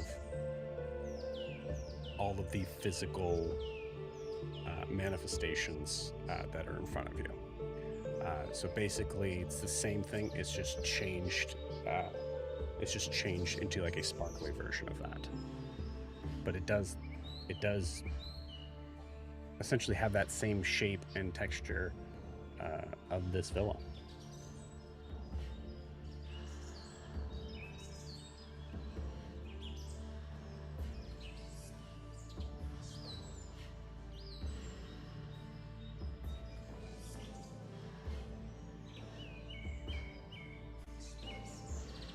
As we're waiting for Clinton to get in, yeah, Bridget, what do you do? His headphones are causing issues. All good. I think Bridget kind of doing that, I think, and kind of playing off of the nat 20 perception from earlier, she's going to start walking towards wherever the stone structuring is on it. Okay. Yeah, start to walk forward. Yeah, just kind of starting to walk and using that same kind of spore technique to see what's real and what's not, to kind of guide her a little bit. Weirdly enough, I would say it is illusion magic, but the sense of reality becomes very confusing when you saying that you get all the way to what do you approach? What's the first thing you approach here? Like, do you go all the way to the front door? Do you go to the tree? I think she's You go going to to the the bush. tree. Yeah. Okay. She's going to that Cool. tree bush thing. Because it's nature. That's her cup of tea. Yeah. Yes, I think carrying over that nat 20, you're able to notice that while the tree itself is not physically a tree, almost gives kind of like a fake plant sort of feel. It is tangible. You can touch it and feel something. Some material.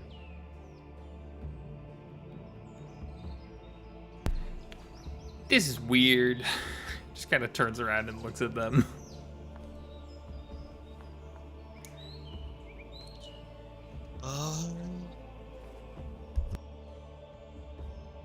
Well, I guess it's a lot to figure out. What do you guys want to do? Any of y'all can detect to see if we're the only living things, well, natural living things in this villa? Because I can't do anything to figure that out. You see, at this point, as you guys are trying to decide what you're going to do there, you see fingers kind of come running up. Huh. Yes, we're waiting on me. I had to make sure that the horses were bridled. He doesn't know the word, neither do I.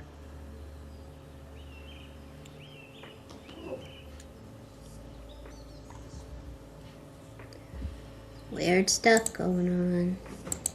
And Miri's by the tree shoving those fruits into her pocket. Whatever they are. Cool. You got it. Bridget, you see Miri doing that.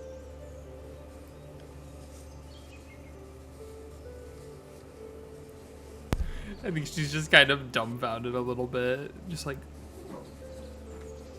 okay. Fine. Yeah. Okay, where did the pillar go? That's my question. The tower. The tower.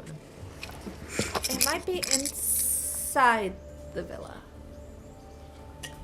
Maybe.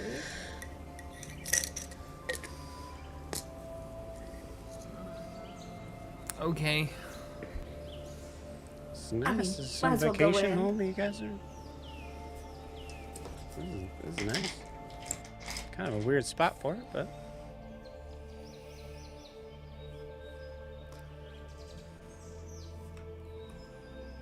Eva, you walk in. Mhm. You got it. All right. You guys are all standing around just looking at this for a minute. So Yeah, I'm going in. Eva just is like, yeah, cool, going right in. So yeah, Eva, the door. As you go to take a step forward, Eva, you notice the door just seems to open slightly more, just as you kind of come up to it, just making sure that you have a full sort of space to be able to come in to this walkway. And as you walk in, I would like you to roll me a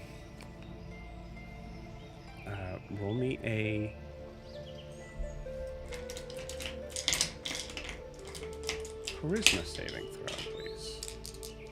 Good thing I'm good at that. Test. How is a 28? 28's very good. Cool. All right. So yeah, as you walk in, Eva, you feel this sense of this moment of something that is like trying to kind of that is inviting you, and then as you step through the walkway, something that feels like it's like you're pushing through from like a slight wind pushing against you, or like as if you're maneuvering through like waist deep water. Something seems to try to kind of stop you just for a second to slow you down. Do you allow it to? Nope. Cool. You got it. And with that, you walk right on through. So as you walk through, you see that the scene immediately seems to change. It is no longer on the inside here, this villa that you've recognized. It actually even doesn't seem to make sense in the structure of what you saw out front. You see an area that has this kind of like more like cabin-like design. You see it. There's a stone fireplace on one side, the kettle, crane, and coals that are glowing. You see this very large, deep red, overstuffed armchair with like a little bit of like floral patterns on it. Both the elbows have these like almost like that are draped in this like green velvet. You see this sofa right next to it, with what looks to be like a very like old-fashioned hand-knit blanket across the back, and a couple of other things here, but it definitely gives this sort of sense of like an old kind of woodsman cabin, like. And as you walk through,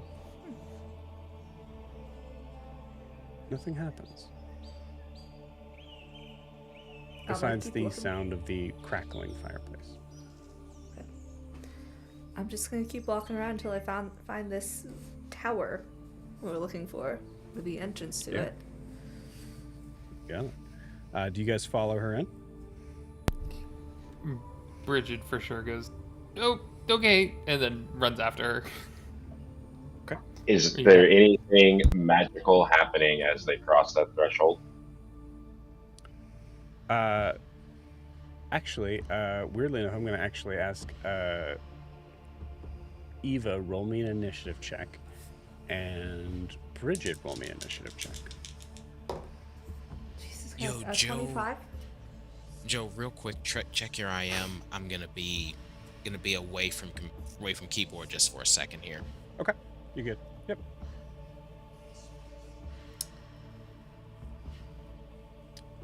What did you get, Eva? 25? 25. I only got a 19. 19. Okay, cool. Awesome. You absolutely do feel this moment of magic. Bridget, give me a charisma saving throw as you walk past the threshold. With that 25, Eva, you've already moved on to checking out another room before Bridget comes into the walkway. That's an 11. Okay, cool.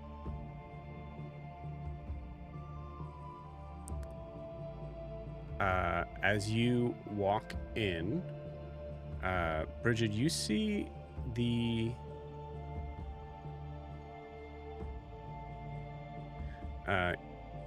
that the room here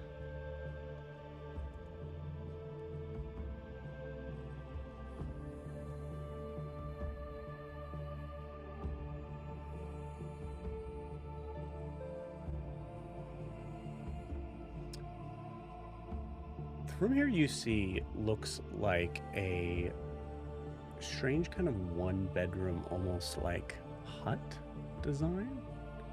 I'd like you to give me a history check with advantage, please.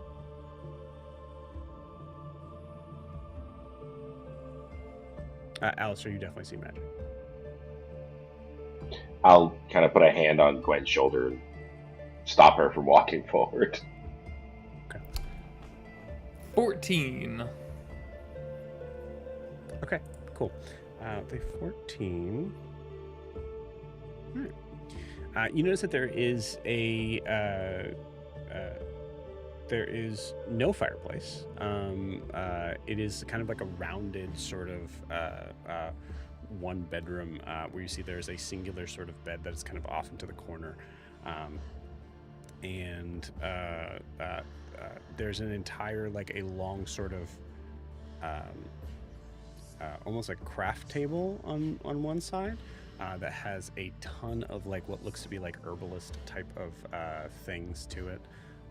And then lastly, it looks like there's like a small closet on one side. And you see the closet doors are shut. You don't see Eva. Eva! And then kind of yells that out and then starts kind of looking around to see what's going on. Okay. What are you looking at? I think she's gonna kind of like move around the room. She's gonna look at the crafting table and the herbs and everything like that, and seeing like what does she know, what's new, what does she know, kind of a thing, and then move towards the closet. Okay. Well, looking at the crafting table, you see that there's a lot of like there's a sense of like familiarity with this table that you see. It's a little high for you, but not too much. Actually, like most like tables would be very high for you. This is like right at about head level. And you notice that there are a lot of like different sort of plants and herbs that you recognize, and you specifically recognize as being a part of the Feywild. Like just strange kind of plants that are different colors. Some like some mason jars that even have these like labeled sort of mushrooms and things like that. I forgot to stock up on some of these, and she'll start like grabbing a couple of them and putting them into her own herbalism kit. You got it. Yeah, as you grab the jar feels like a jar. Absolutely, you open it up. Boom. From your understanding of nature and that same sort of thing, as soon as you touch that mushroom, you're like, no, you remember. Yeah, and then closes it, puts it back. So. And then she's gonna go open the closet and see what's in there. Okay, you got it. Alistair, Gwyn, Alistair and Miri, and Io. Are you guys following Bridget in? What are you doing? You hanging out in front? I guess I'm following Bridget in. Sure. Okay. Cool. You got it. Yeah, you see what Bridget sees. Okay. Alistair, we said we were going to go in. I mean, This is it's something off. It's not right about this, and I just want to be safe. And I know they're not being safe, but okay, but they're already all in there, and we kind of know from the get-go that this isn't. I mean, this isn't what. It doesn't make any sense that Eva's. One of Eva's lovers has a vacation house here in the forest for no reason. I understand, but I mean, would it be better if we knew what we were walking into before we walked into it? Roll me a persuasion check.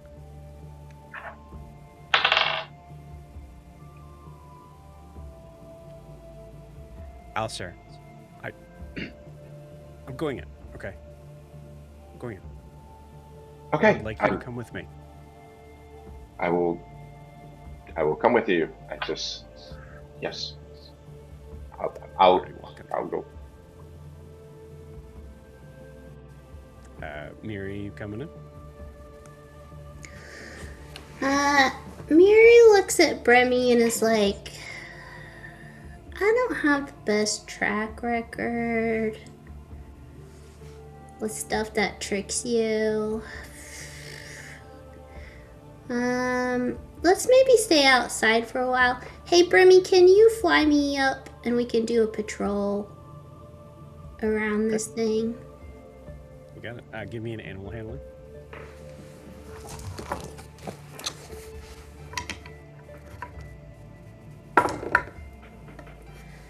Oh boy, let's see. Where's the animal? Okay, a 14. Okay. With a 14, Brimmy kind of like gives like a quick nod and flies up before you're able to grab onto his legs. All right. Well, just pick me up when you swing back by, Brimmy. Gone behind the house. Okay. And Muriel just kind of turn around and just kind of keep her eye out around the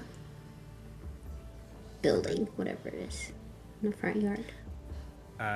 Eva, as you walk through, there's like a sort of small sort of hallway as you were continuing, and there is a door immediately to your left and immediately to your right, and we're gonna say it would have to be one of those two, so left or right. Is there anything about these two doors that differentiates anything? Anything at all? I would say, yeah, I would say one of them has a has one of those.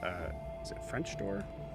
Like they're in two, sort of thing on the left side.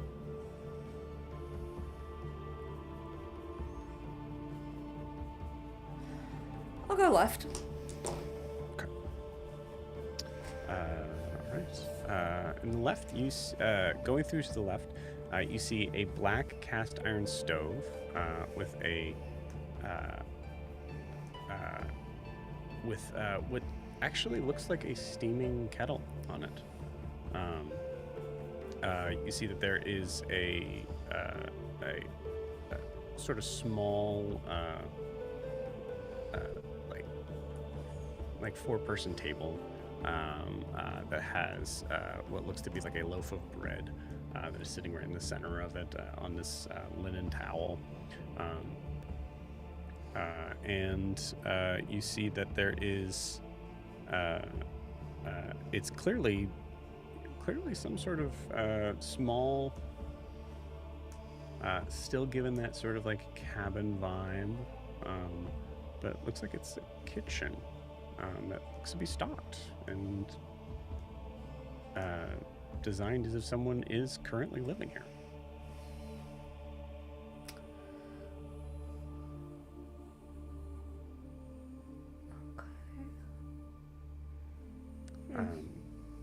I'll say you.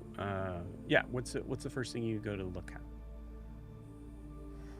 She's gonna pause and listen. Does she hear anything? Anybody speaking? Any voices? Any footsteps somewhere else nearby? Cool. Yeah. Give me a nature check.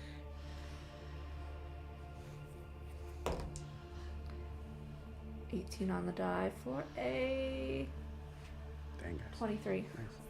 23? Okay, cool. The 23, you hear birds chirping from a nearby sort of windowsill, which makes sense. Like you're in the forest, that would make sense. But you notice that they don't. You realize you've been up on that caravan for a good while all morning. You haven't heard that bird song.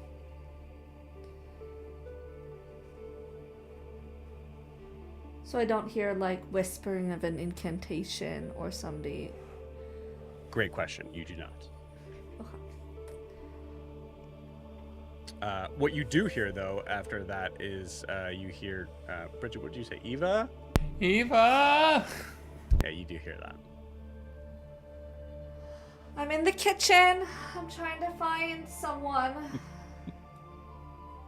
There's a kitchen! Yeah, you hear from the closet.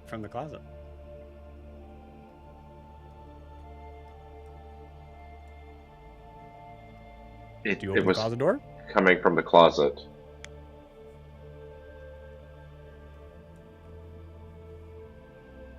Okay. As you open the closet door, you see a hallway. I'm down here. Okay, I gotta get out of the closet again. Okay, come on. Oh, I haven't been in one of those in a while. Bridget, as you open the closet door, there's no there's no clothes. You just see a hallway. And she just goes through. Yeah. You got it. Walks down the Io, do hallway. you follow? Alistair, do you follow? Yeah. Cool. You guys kind of get the feel of what's going on here a little bit. So I need to know where you guys are at to know if there are things that are changing here. So just let me know if you're following along or if you're staying put. Alistair, are you and Gwen following? I think we'll let her go. I think we're a room behind. So like as she's leaving, we're inspecting around the room. Your room behind Bridget and Io? Yes. You got it. Okay, cool. Can I try yes. something? Yeah, absolutely. She's just gonna cast dancing lights, so her like motes of that deep blue light, and she's gonna try to send them up to see if it breaks through illusion, because illusion isn't always corporeal. It looks corporeal. It might trick your mind, but maybe the magic will float through that.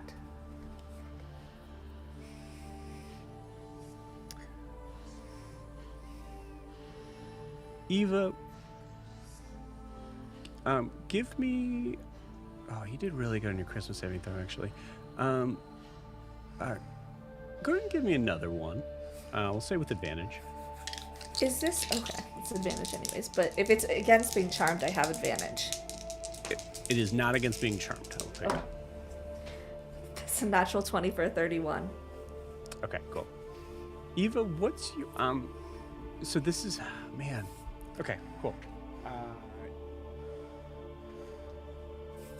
Has to assume.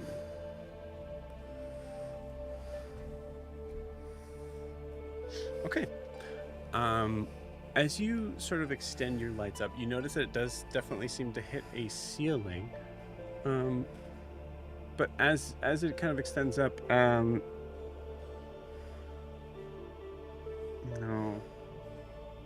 Yeah, no, it hits the ceiling. Does seem like there's something that's blocking. Very clever. Come out now. Right Bridget, here. do you follow the voice? Yeah. Let's go. Cool.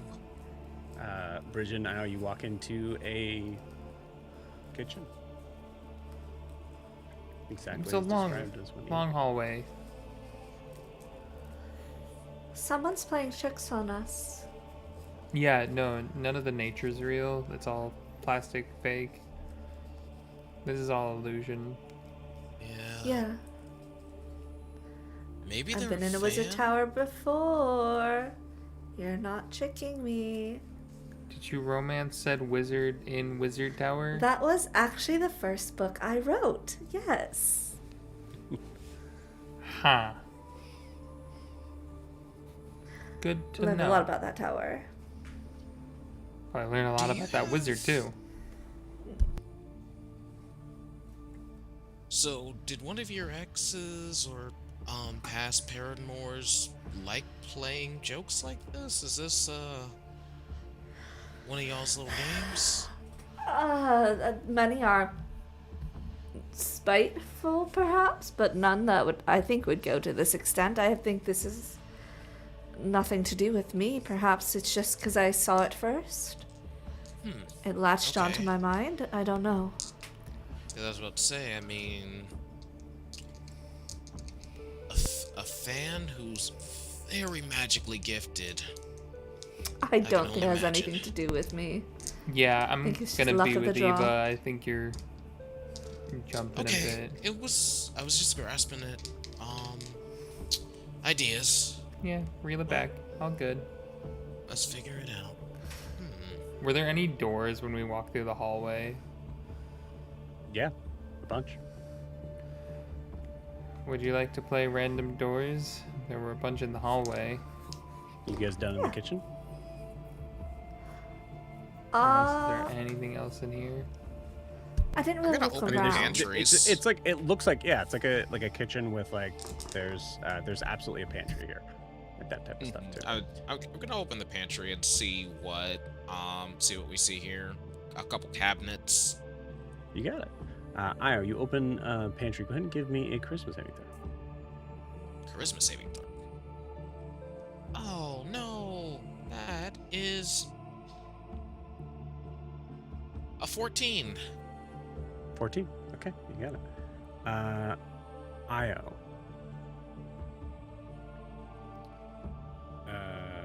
You see.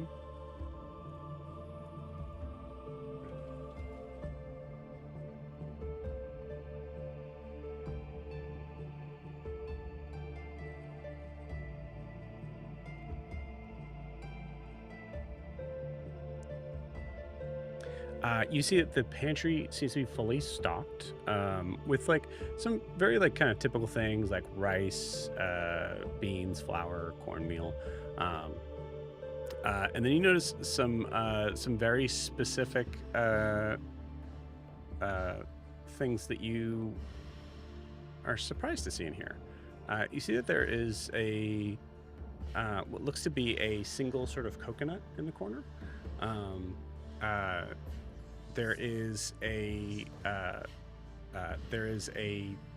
collection of weird thing to kind of find specifically in the pantry, but what looks to be kind of like hanging on one of those metal hooks. You see what looks to be these like very bright green bananas, and you notice that along with a bunch of seasonings that are in here. One of them seems to be a jar that give me a history check with advantage. Okay, with advantage. Alright, that is going to be an 18. Okay, cool. The jar itself looks like it has some sort of like dark,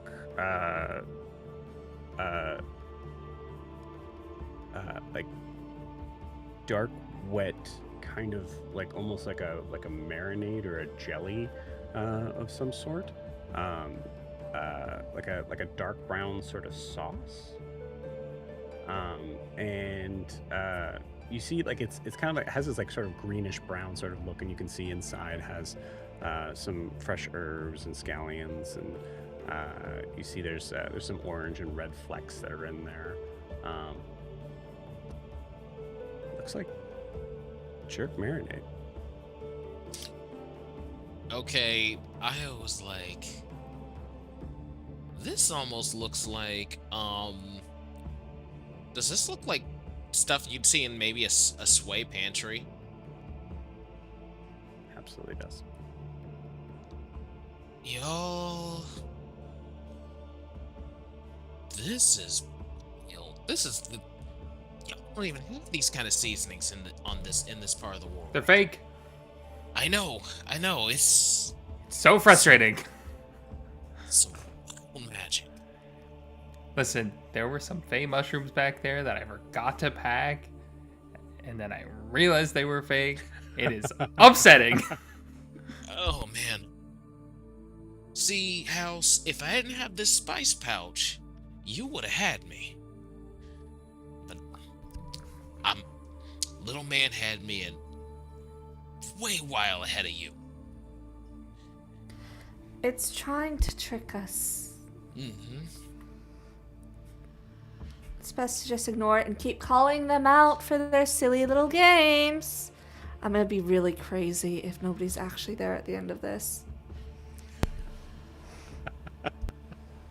Is that Eva or Kiki? That's Eva saying that out loud. Beautiful. Alistair, you and Gwen are kind of hanging back a little bit as you see Gwen kind of looking at this like this overstuffed sort of armchair and like touching the green velvet on the sides. Alistair, what are you looking at? I think he's just kind of tracing the magic around the room and trying to find like if is there anything that leads to like a source. Yeah, notably, not at all. It all seems very like congruent, as if it's like one spell.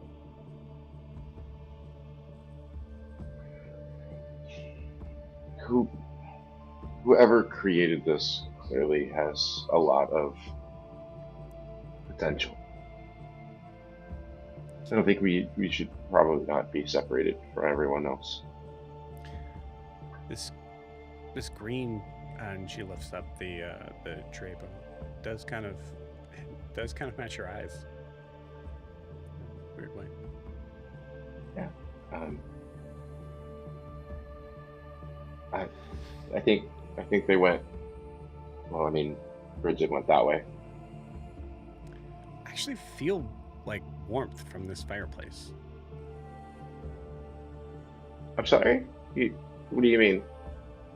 This fireplace over here. There's like I can actually come here. Like here, look. And she puts your hand close to it, Alice, and you realize she doesn't remember that you can't feel temperature. You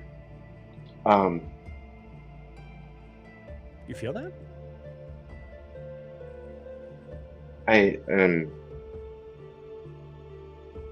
Maybe just a little, and then put my whole hand into the fire. Well, hey. Oh no, it's fine. It's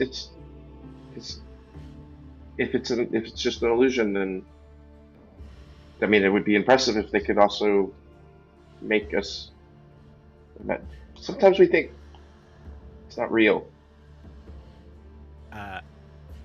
Okay. Alistair, I'd like you to roll me a charisma saving throw and an intelligence saving throw as as I'm going to say in the best way of explaining this, your heart and your head are messing with you in this moment. So intelligence saving throw is going to be 22. Charisma saving throw is going to be a 10. So I'm going to say in this case, your head wins.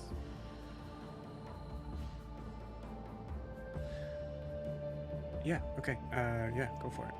And it's Alistair. It's not until you feel Gwen let go of your hand that you realize that Gwen was holding onto your hand. But you instead had to find out whether that fire burns.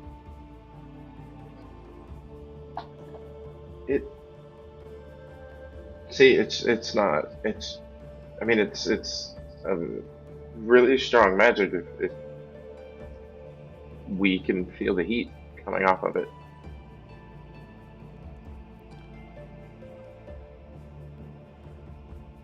Yeah. Okay. Yeah, it's an illusion. You see it walk away.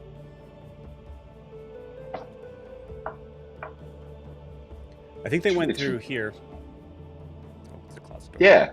No, of course. It's just it's really good magic.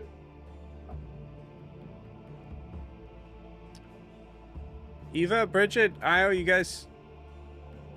Yeah, In Eva. the kitchen. Yeah, yeah, that's where we're having fun.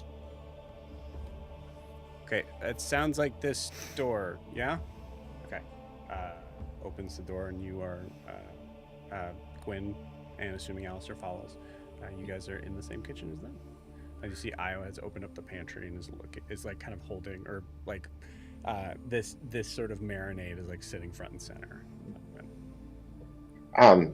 Guys, I think this is some form of illusion.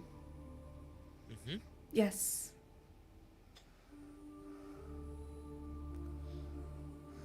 Yep. Okay. And it's able to read things specific to our own mindsets. This is a very common seasoning and sway. Jerk marinade. I remember that's you made some for us one time. Yeah, it's even easier with the pouch we got from Little Man. Yori. Remember that allspice pouch? Yeah.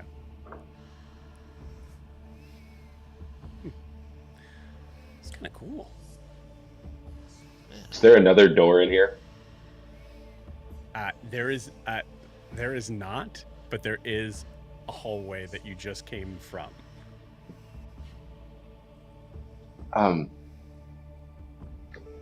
think maybe I left something in. I'm just gonna. There's more doors down the hallway. We could. We might want to go as a group, because right now these memories are pretty light and fun. Don't want them to get a little bit more morose, so... You could stay here. Well, we're all gonna go as a group wherever we're going, so... Oh, you. I'll lead the Sorry. way. I don't have morose memories. Alright, sounds You might good to not me. like some of the memories we walk into, but it'll be fine. I mean... A lot of us have read at least one or two of your books already, so in a way it's kind of a more immersive walkthrough? Mm-hmm. Oh. Be sure to tell Eris about this. I think she'll be jealous. Shall we? Oh, wow. Eva, you lead the way through the hallway to go to the next door, and we're gonna pause you guys there real quick because we're gonna go to Miri, who is flying in a very difficult sort of flight pattern. As Miri, you are heading off, and Miri, I'd like you to give me a perception check, please.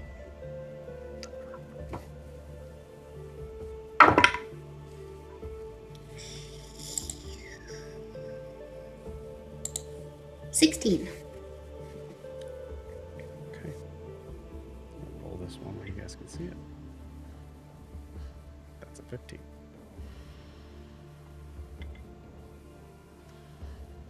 Miri, you are holding on, flying with Brimmies. Brimmies kind of maneuvering, kind of just circling the house, and in a sort of space of like kind of like getting a little bit rocky at certain points, trying to kind of feel out exactly how to be able to carry you places.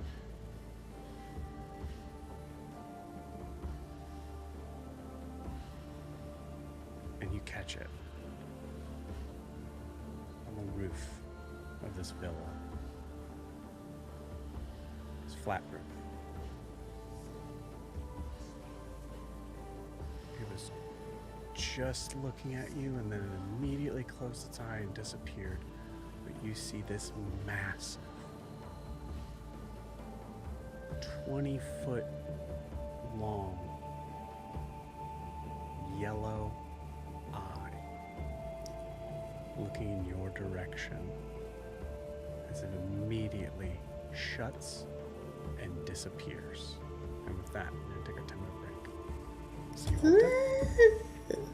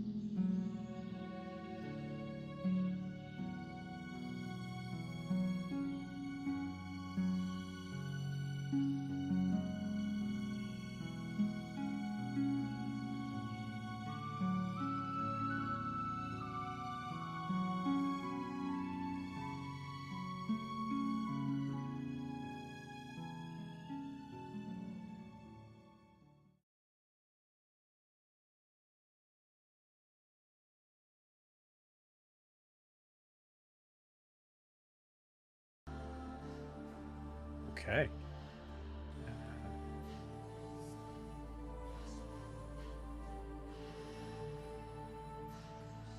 Yeah.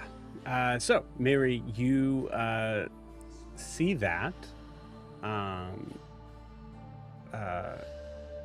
And as you took this this moment of like kind of like this like kind of double take sort of thing. You just managed to kind of see that out of the corner of your eye, as if something may be watching you from the rooftop. What do you do? All right, Bremy, you gotta take us down, gentle. And she's gonna try and cast message at Eva and see if it works. You have no idea which direction Eva's at. I just know she's in the building. I didn't say Mary knows how the spell works. She's just gonna try. Okay, you got it. Cool. So you're trying to touch down where on the roof. I'm like, Bremy, did you see that eye? I mean, we're gonna need to land right in the middle, right in that pupil. You got it. Go ahead and give me. Now, I'm gonna ask this, Miri. Are you holding on to Bremy? Yeah. Okay, you got it. So, I'm going to ask for a animal handling check first. The DC on this is 10, pretty low. Okay. Animal handling plus. Okay. Yes, 21. 21. Okay, cool. With a 21, you're not, above board, you're not entirely sure if Bremy really understood exactly what you were talking about, but does seem to kind of like change course and direction to be right over the house. So at that point, Miri, you are able to touch down. No problem. You beat it by more than 10. So yeah, you're able to just touch down. Woo! Just land right on the roof. She stomps her feet a couple times. Does it feel squishy like an eyeball? Does not.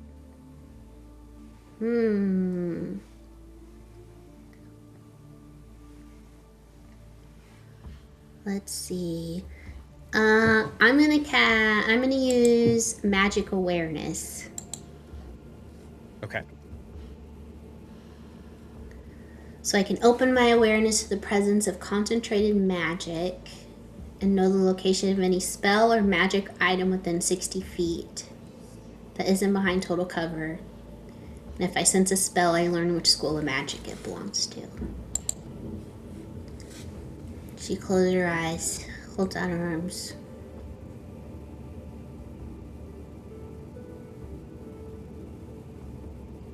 What's happening?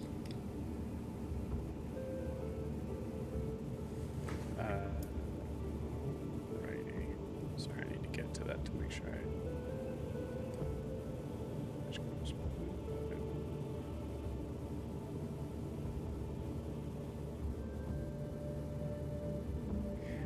this is interesting here. Do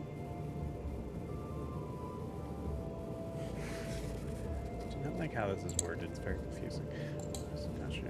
Make sure you know the location of magic. I'm gonna go rules as written on this, and you get nothing in response. Yeah, guess this eye's legit. As I look around, do I see anything on this roof? Is it just... You see there is a hatch. You do see that.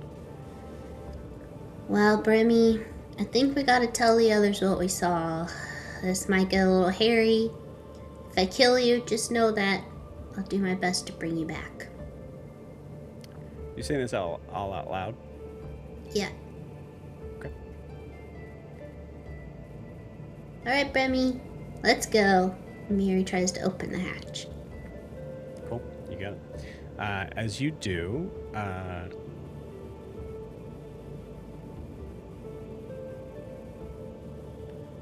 does a 22 hit? Yes it does. Okay. As you go towards the hatch, all of a sudden, you see the hatch open up, and you see these massive extended teeth and this giant tongue grab you and pull you in, and we're going to pause you there. Oh no! Meanwhile, and also that message did not get to Eva. As Eva, you are walking down the hallway to get to a new room. We'll say for the sake of continuity here, there are essentially they would be like, they wouldn't seem awkwardly placed in this hallway, but you kind of start to get the idea that, like, okay, the idea of the placement of these rooms don't seem to really matter as much as the idea of, like, the doorway. So, like, if there was two doors right next to each other, it doesn't necessarily mean that the rooms that they would go to would be two doors right next to each other, that sort of thing, right? But order might matter. So you see, to kind of make things sort of simplistic here, you went through, go from left to right, door number 1, which was on the left, and then so there's 1, 2, 3, 4, and 5, and then 6. And then there's a staircase that goes up to the end of the hallway.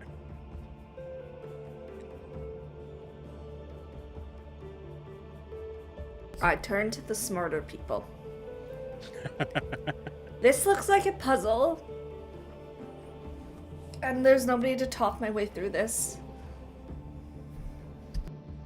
What do you mean a puzzle? Well, we might fuck it up going through the wrong door.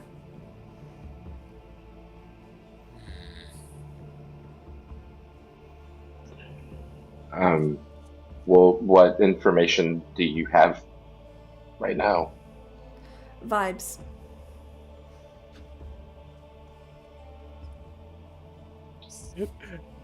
Kiki, take a point of inspiration for that. I love that answer. Vibes.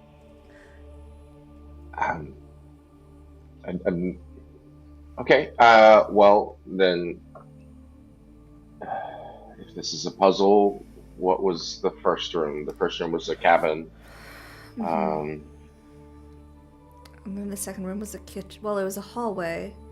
And we went into the kitchen first. Was our room different? Because, like, when I went in, there was, like, all the herbalist stuff, and, like, there was, like, a whole thing with, like, some Feywild plants and armchair and... Was it different than what Eva walked into?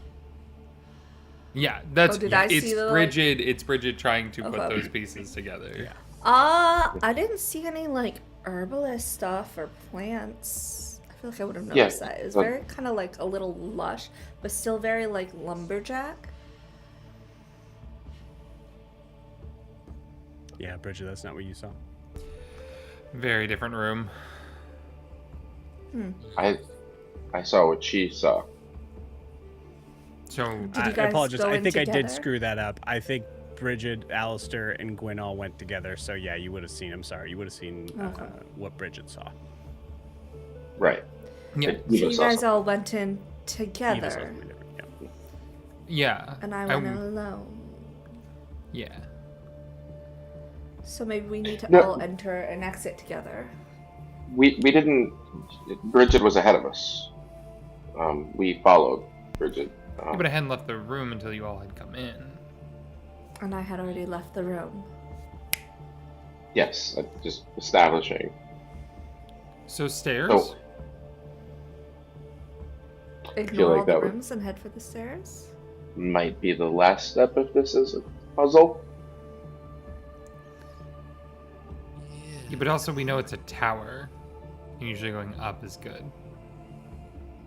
I like that idea. I cast my vote for stairs. Let's do stairs.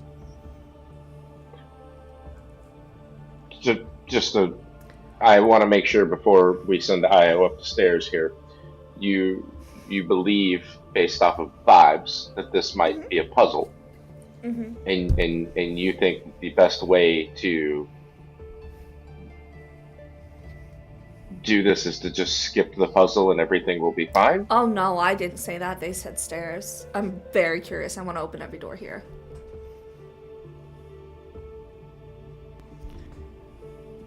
Listen, this was a stone monument before we walked over here. Mm-hmm. And then it shifted into this. Yeah, pretty cool. So,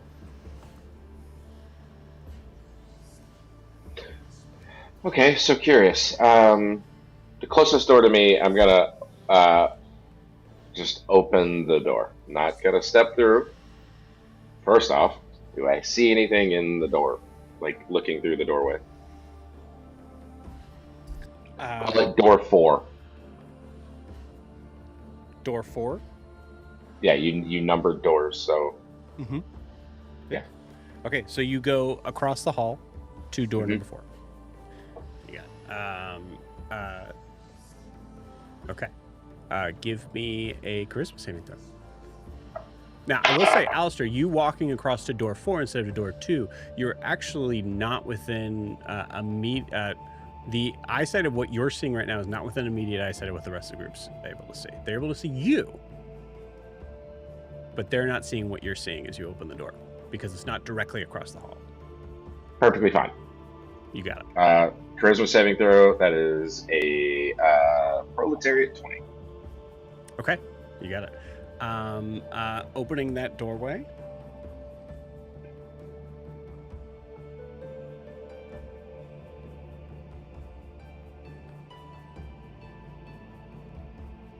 So sorry, I lost my place.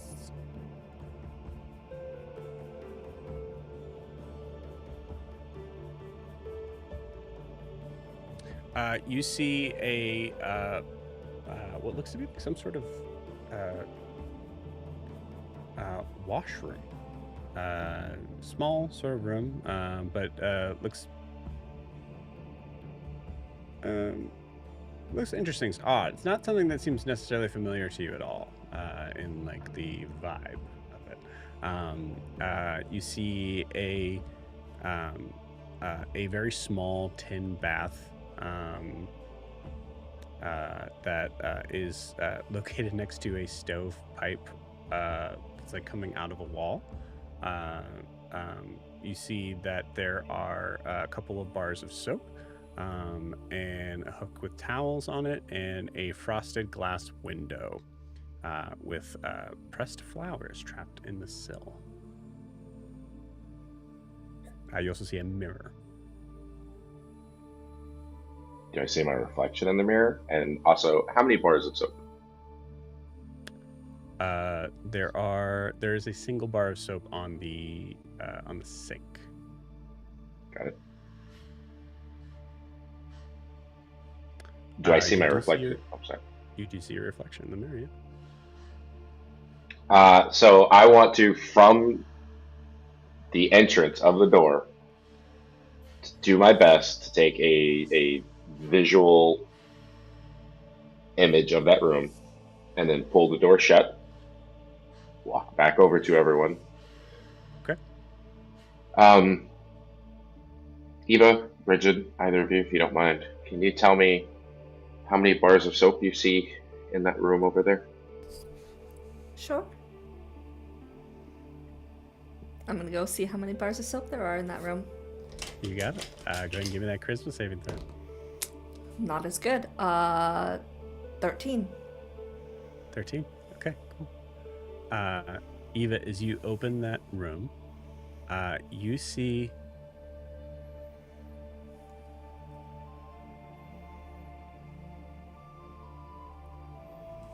your childhood bedroom. Perfectly set, just like how you left it.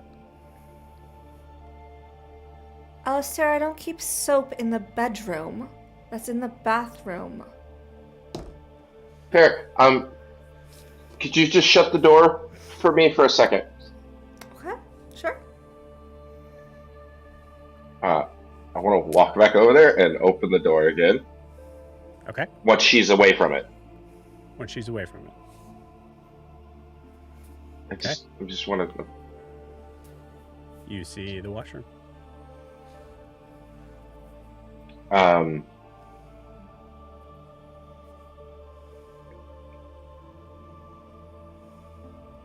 I want to pull out. What do I have? I just use a marble. I always use a marble. No, a button. Pull out a little button. And like flick it into the room. I don't want to enter the room. Okay. And then pull the door shut again. And walk Okay. back over to Eva. Do you mind just telling me Absolutely. bars of soap? After this third attempt, Io, you, Elsa, give me a perception check. Against Gwen's gonna be trying to deceive you.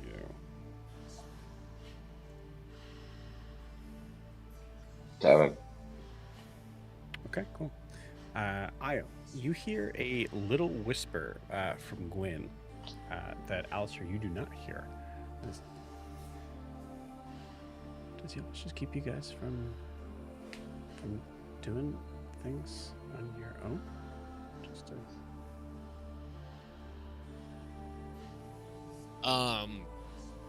He does put his hand over his mouth in kind of like just a like almost like he is scratching his face, but conveniently in a way where you really wouldn't be able to tell if he was speaking or not.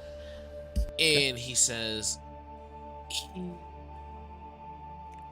gets like this when he's in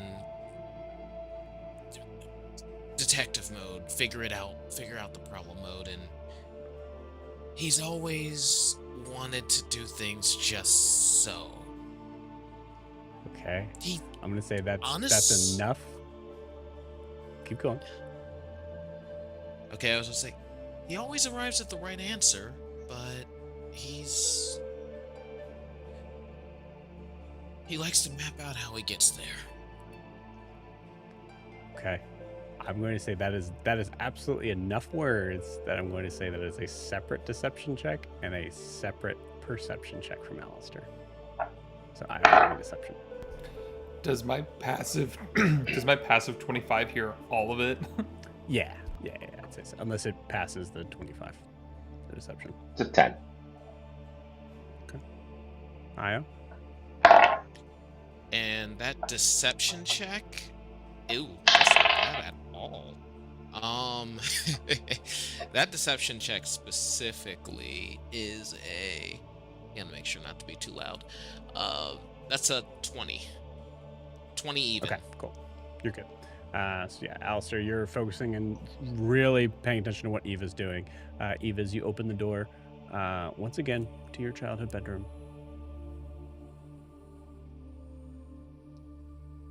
I still see a bedroom. That can't be possible. And then I'll walk Come over on. there. Why don't you walk over here and take a look? Yes. Okay. Look, there's my button is in there, and then there's a. As you walk past, you see. Actually, Eva, if you'd like to describe what your childhood bedroom looks like. I think you see a very small space because every wall that's available is full of bookshelves with books stacked in front of it on the ground, just books everywhere. There's a writing desk kind of in a nook where there's a window that looks out over, it would look out over Eisenheim. And in the middle of the room is this massive 4-poster bed with the curtains on it, and it's very lavish and lush. Okay. This is your bedroom. Mm-hmm.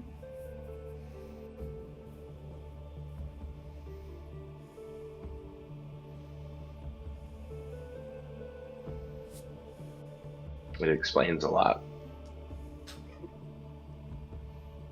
I'm an author. I like books. Gwen comes up and looks in. Goes, you were such a nerd. You were to speak. You would have loved a room like this. No, I know. That's what I'm saying. You have the books for reading, the desk for writing, and the bed for activities. Everything you need. You said this was your childhood. Gwen walks in. Gwen. Come on, I'll show you around. and I'll walk in with her and start pointing out like how my organization system. Beautiful. I love that. Eva, go ahead and give me a. I'm gonna say at this point, I'm gonna give you kind of like things to check on, but I'm also going to say that at any point in time you can choose to fail. So this is a check to see exactly how close this is to your room to the T. So go ahead and give me, I'd say a history or investigation. I'd take a 17 investigation. Okay. It looks perfect. This is a very good illusion.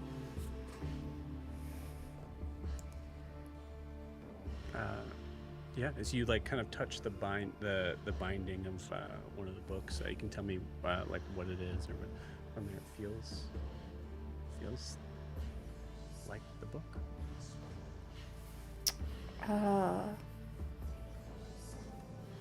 I think she knows Gwen's interests in history and archaeology, so she's gonna direct her from more of the fanciful stuff towards some of that stuff. She needs to research that stuff for writing anyway, so she does have like a encyclopedia section. So she does draw Gwen over there. Okay, cool.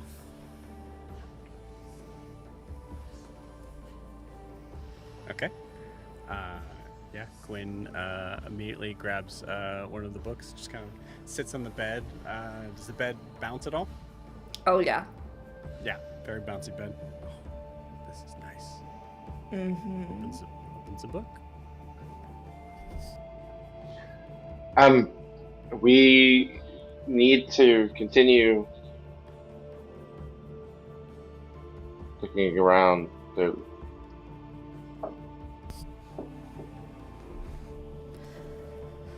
A short break can't hurt anyone, can it?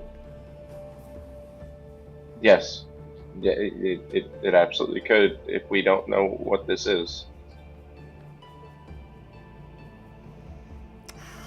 Perhaps he's right, Gwen.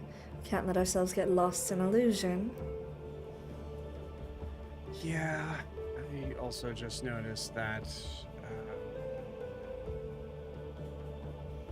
this encyclopedia says aardvark twice. Ah. Well, when we go to Eisenheim, you can peruse my entire selection to your heart's content. That sounds great. Shuts the book, puts it back. Puts it back. I think, if I may, I think Gwen would, because the book hit the one of the books that kind of like fallen over, she's taking it out. She like puts it in the wrong section. What am I doing? And pushes it back into the correct order.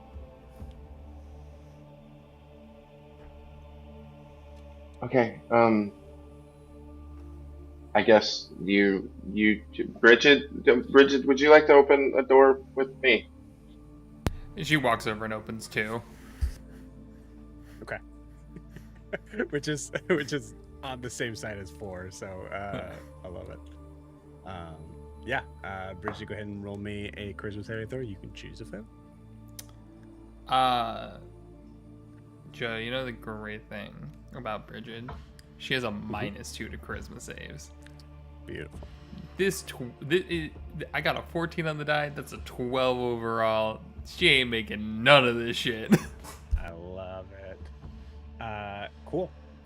Awesome. You see opening door number 2. You see what looks to be this very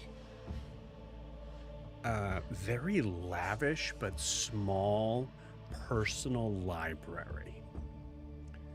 And Bridget, you remember this was one of the first libraries that you kind of like popped into.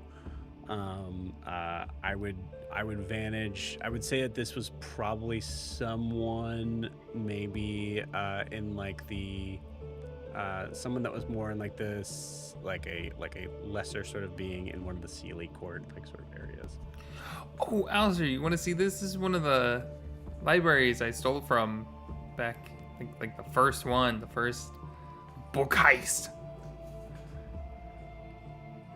I really want to hear this story, but it's not real. None of this is real. You guys are all getting very excited about I know it's not unreal. real. It's just, it's a fun memory. Anyways, the dude was a dick. Did not need those books. They Yeah. weren't. But that's what I'm seeing. Like, look, like that's what that is. Gwyn kind of pushes past you, Alistair, and goes to look. Sure. What Eva, is have you this? ever seen a Fey library? I have not, no. I follow Gwen. Mm-hmm. That's it. Al, we're exactly where we need to be right now. I'll say Oh. as you're having that discussion, just the only sort of thing about this is, first off, there's a ton of gold in this room, just way too much. Like, it kind of hurts your eyes a little bit, and for no reason whatsoever, the bookshelves that are here, some of them have the books that would be sitting normally like at the bottom, and some of them are seemingly to the top, as if there's a gravitational pull that is opposite to just one of like every 4 bookshelves. And Bridget, you can feel free to add on top of that, of course. Oh yeah, you know, like, also organization. It's the Feywilds. There is no organization. Like, she's like starting to like go through, and she's like, see, he ordered them by binding secondary colors, not primary colors, secondary colors. The guy was dumb. Okay. Can we? This is a great story, and I would love to hear the entirety of it. But we don't need to all be in here. You guys can. We can just look at the other rooms. Alistair, do you ever take a moment and just enjoy? Let's sit in the moment of the memory. Take that in. Guys, this book says Elvish in 3 different languages. Like, that's the title. Just Elvish, Elvish, Elvish, but in 3 different languages. That would be really good for learning Elvish. Oh no, that's like the worst way. That's what we give to like the kindergartners. It gives you all of the letters, but there are 37 different letters for the letter A. It's not fun. Bridget does not know Elvish, mind you, above board. No, but I Eva's really just like that a sitting there lot. shaking her head. Mm-hmm. Like, it's actually by words, so it's like it's actually telling a story, but it's 3 different translations by word. So it's like once, upon.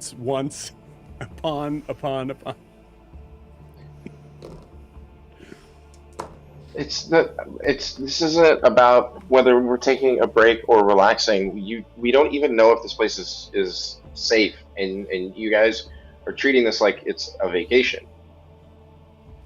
Not a vacation, an opportunity. Oh no, An I'm treating opportunity this for like what? an illusion. Which we're in the middle of. Think about it. It's accessing our memories. I've never been curious. here before. This is not my memory. Gwen, if you would, room 4, could you go back in, close the door and open it yourself? I want to know what you're gonna see. No, why are Okay. you sending Gwen? Why don't you go open the door, Io? Because I want to see what Gwen remembers, not what I remember.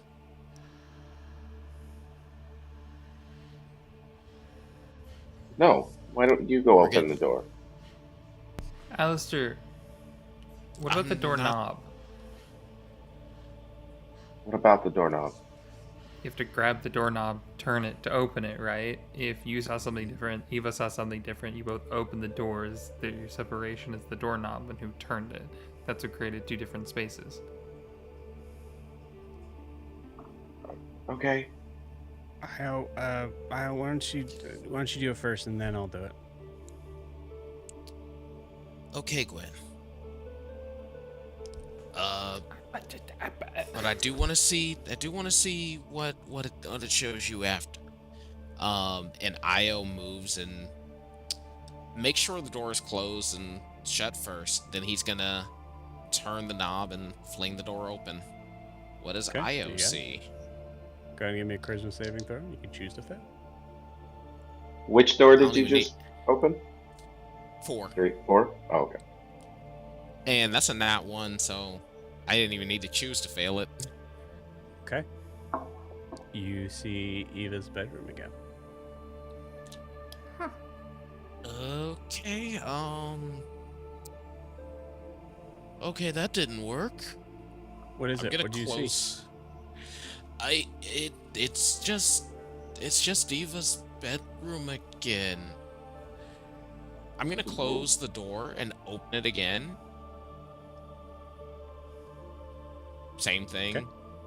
Yeah, you see Eva's Or- bedroom again. I don't think it works on me anymore. I think it is working. That's the problem.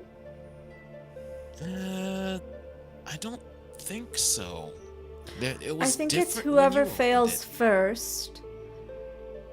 Whoever's. It picks one of the first ones to open the door. And I now opened that. the last door before you. Yes, but when you opened it, you may not have seen an illusion. I fell for the illusion this time. And now that's set. Did you, Alistair, did you see something that you recognized? No, I didn't. I saw a washroom with a small basin, bar of soap. I threw a button in there to see if maybe it persisted. Did you guys see my button in Eva's bedroom? No. Mm-mm. Also, Bridget, I would say that's enough information that you realize the first room you were in the very beginning.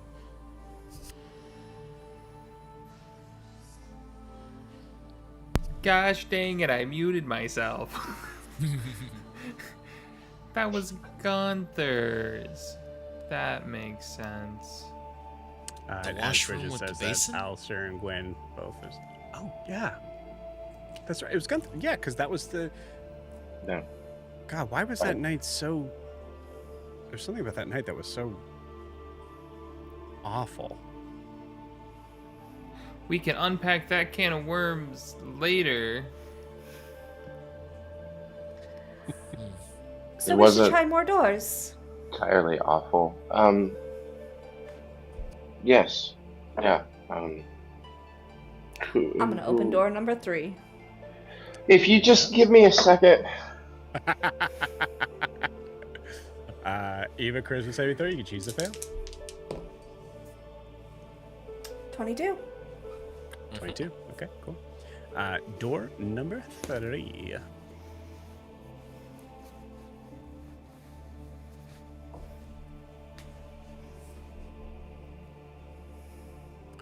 You see stairs going down. Ooh, I don't recognize these stairs. But they go down and we're trying to go up, I think. Following behind Eva, do these stairs look familiar to Io? Give me a history check. Ooh, man. I really want to do well on this one. Okay, fuck you too, Dice. That's another nat 1. You remember Siobhan's basement? The worst part is that's exactly what I was thinking they were, but Is it possible they're going to show bad memories as well?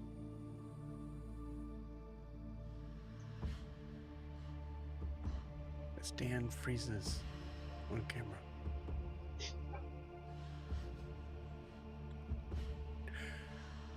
Really downplaying the immersion that I was trying to bring to that scene.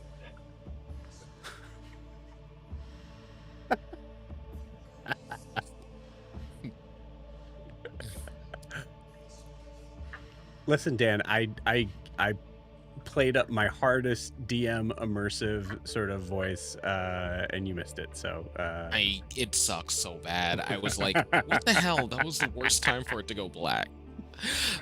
But yeah, yeah, maybe this place gives some bad memories too.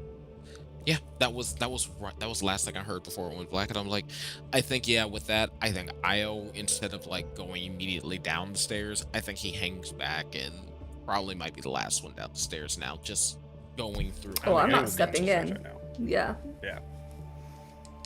So Gotcha. I mean, that might make sense for you to be like, nope, and just shut the door. Your call. Yeah, I'd actually say yeah. We might not need to relive that one. That was my door. I don't know what that was.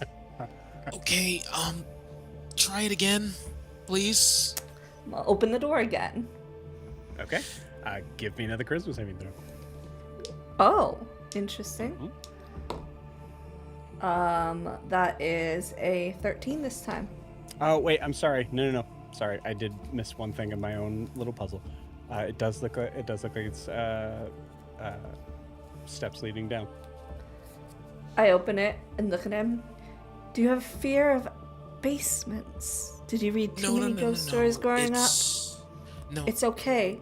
The darkness Ghosts can't are hurt. real. Well, it can actually, but Yes, it definitely can, but no. So we had this friend, Siobhan. Long story, bad things happened in her basement. Mhm. I just hope that is not gonna replay here. I might be being paranoid. Okay, so I'm sorry, I just want to make sure we're all following each other. So Eva opened the first door. Eva saw something that was a memory of hers. She left the room. Bridget entered, saw a memory of hers. Eva oh went no, down. I didn't recognize the room I came in at first. I have no idea where that was. Okay. Just like the kitchen, I've never seen that kitchen before, or this stairwell. But there was your bedroom that you did see, which was different than what I saw. But you, Io, now think that she opened the door to a memory of yours. I don't know. We're still trying to figure it out. I could have been totally off base. Gut reaction. Does anyone else want to take a look at the stairs? Maybe he's see. wrong. Yeah, let's see. You go down the stairs?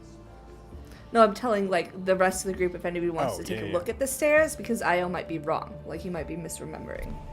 In my head, Gwyn would be a completist. I think. And so the idea of, in a way of like saying levels first.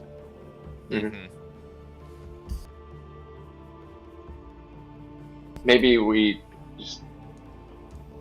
Have we shut the doors to all the other rooms, or have we been leaving them open? I imagine you guys have been shouting. That's up to you. If anyone has a preference. Oh, okay. Same. Maybe I'll go open up. Let's just look at the last door here. Okay. You start walking over to the last door, and as you are walking over, extending your hand to open door number 6,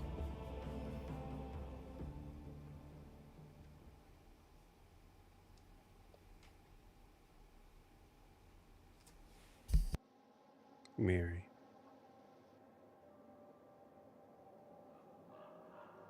You open your eyes, and immediately when you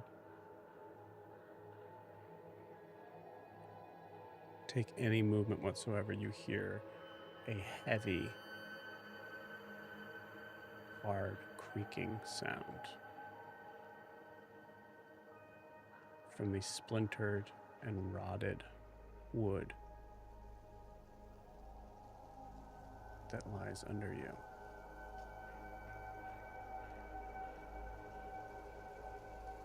You have dark vision?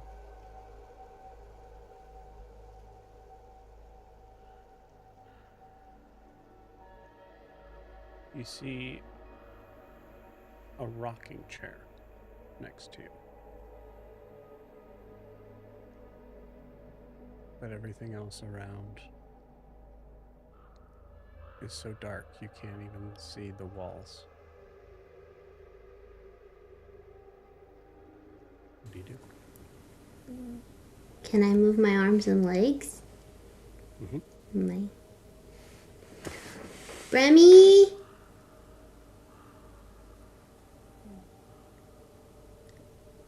Cough if you can hear me. You hear the flapping of wings and a distant sort of sound. You can hear it. There's this like jangling sort of chain sound.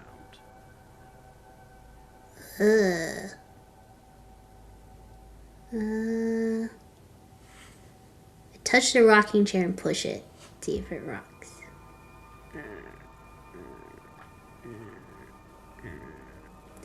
Bremy, come towards the rocking chair. And push it again. Can you hear it? You hear what sounds like a clash of thin metal in response. Another. Man.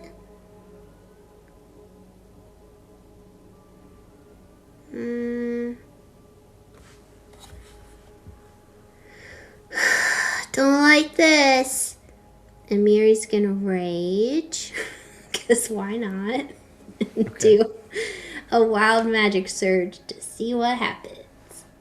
All right, you got it. Go for it.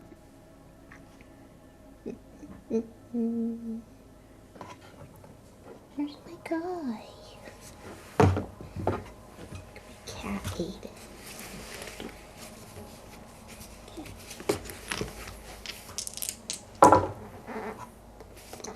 83. What happens at 83?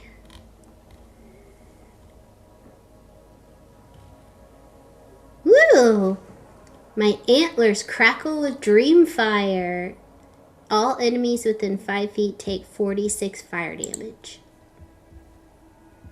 Dang.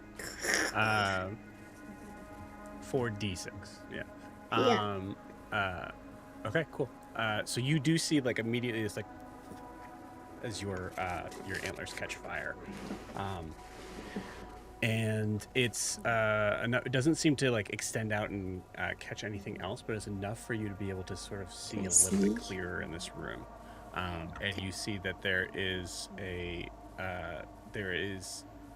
what seems like a very strange kind of expanse of flat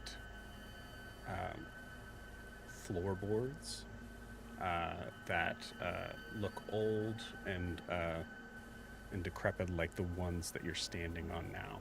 They extend all the way out, almost like kind of like seemingly a little bit too far out. Like it's a little bit like illusion, sort of strange thing to it. Like it could be that back wall is 30 feet away, or it could be that it's 80 feet away.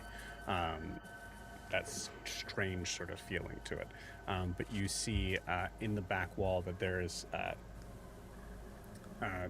what looks to be a massive standing mirror. And as the fire kind of goes up, you see that mirror seems to blink as a giant yellow eye, about maybe 8 feet tall, seems to be staring back at you. Just a single one. As my antlers are on fire, can I smash the rocking chair so I can get a torch to light with my antlers? Piece of wood. Can if you want. I don't know how else to get light. You have light. It's on your antlers. Oh, it's not gonna just flash out and be gone. You got a minute. Okay. Oh, you also see. Sorry, I guess I should mention this. About maybe 20 feet off to your right, you see Brimmy dangling in a large bird cage, just held on a hook. It's dangling in the air. Oh no, Brimmy! I ignore the eye and I go and I use I hop and try and get up high, jump high enough to get the cage off the hook. Okay. You're able to jump onto the cage, but the cage is attached to this like kind of like No, it's overhang not like thing. it can't like slide off No, a it's hook not or like a anything. single hook, yeah. Okay, I'll jump on the cage and try and wrench the door open to get Swinging on the cage. Yeah. Brimmy. Hold on, Not making Brimmy, hold Brimmy on. feel better at all. Hold on, Brimmy. See if I can get the cage door open. Okay, you got it. I'll go give me an athletics check. Athletics. Do I get advantage on athletics? You are raging, so yeah. Yeah. Okay.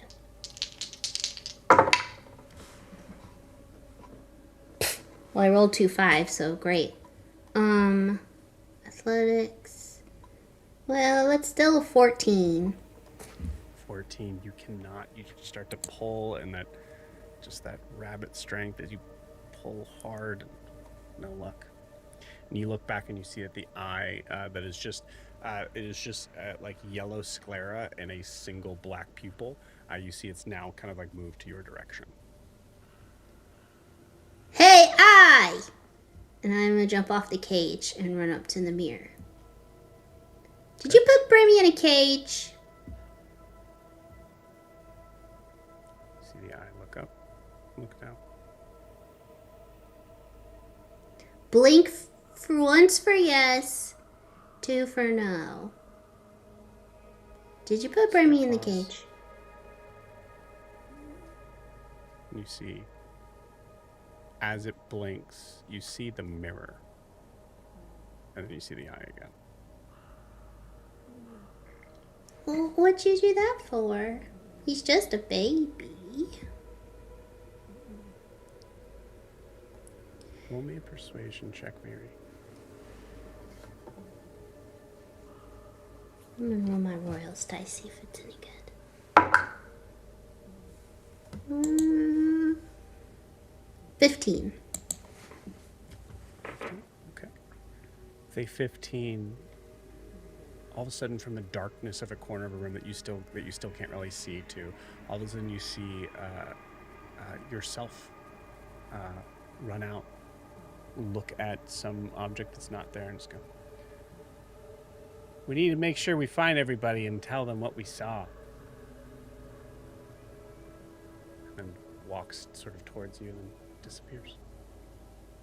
Which is exactly what you told Brimmy. Oh, do you not want me to tell people what you're doing? You can use the blinky again.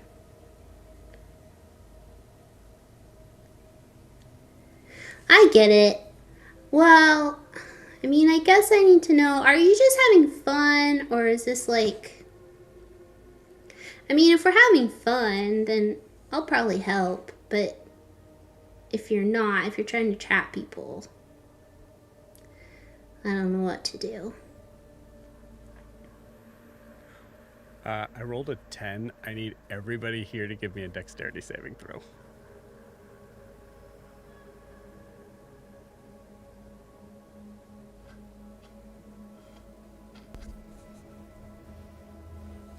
Six.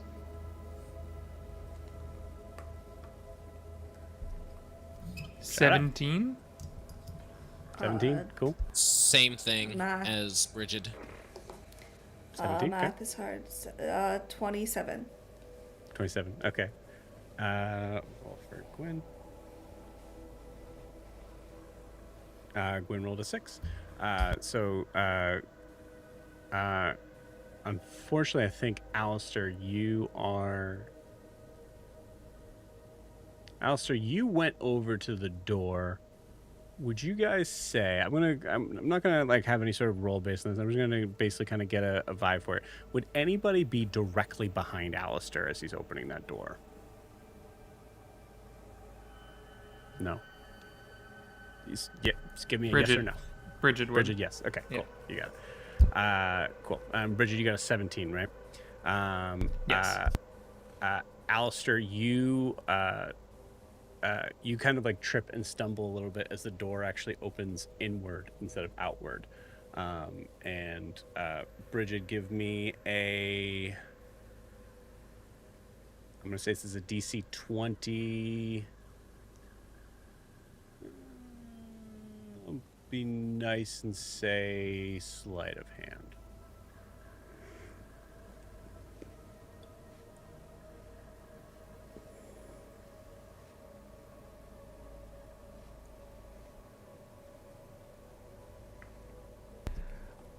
I got a 17. Great, that's a fail. Yeah. Cool. So Alistair, you kind of like fall inward as the entire house seems to shake slightly.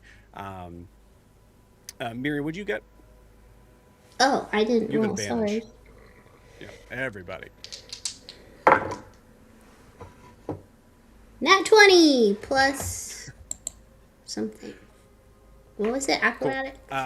I'm gonna say with that, as you roll that nat 20, you actually feel the corners of the house from your side seem to bend inward, as if the entire house just shrugged.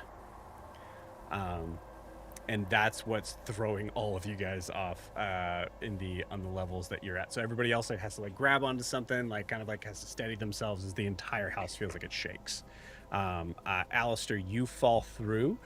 Give me a charisma saving throw with disadvantage, considering you've fallen through this walkway.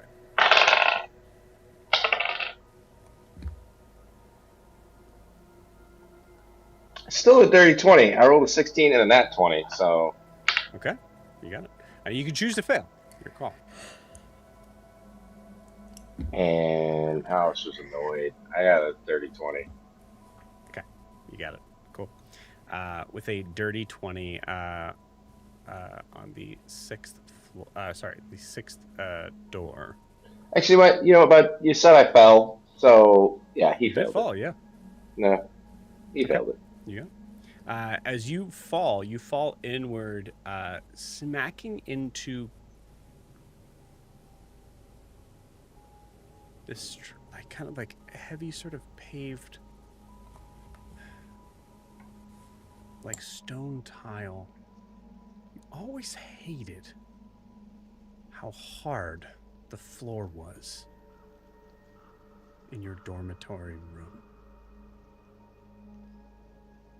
In the Lunas. Al, are you okay? Fine.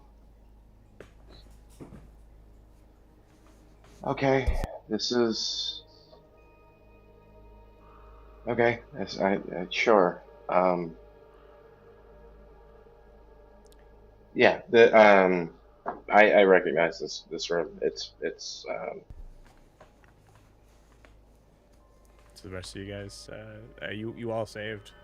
So if you want to follow him in here, you can. You immediately recognize this room as well. I believe it would be something where you guys actually probably shared the same room. So like you see your bed,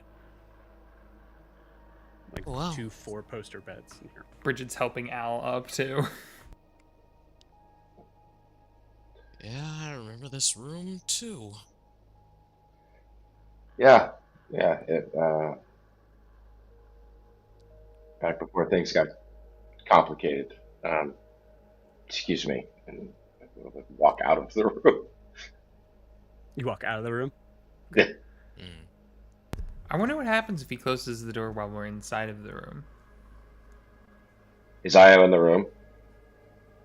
Well, you already walked out. I haven't come out as well. I'm still in the room. Oh, cool. Shut the Are door. You closing the door? You shut I shut the door. You got it. Interesting. Io and Bridget looking at each other like, Okay. Oh, you were in there too? Sorry. Yeah, Bridget was also in. She helped you stand up, and then you just walked out and closed the door on her. Yeah. I'm going to say, Miri, we're going to cut back to you. What is the next thing you say? Did you just shrug? Man. Well, if you're gonna be doing that, I'm gonna have to use you to scry. And then she casts scry on the mirror. Show me Eva. What? It's an eye right now. It's not a mirror. It's an eye. All she sees is a mirror. Why can't she try and cast No, scry you on see it? an eyeball. You don't see a mirror. You see an eyeball. Oh, I thought When was it blinks, good. it becomes a mirror and then comes back to an eyeball. Oh.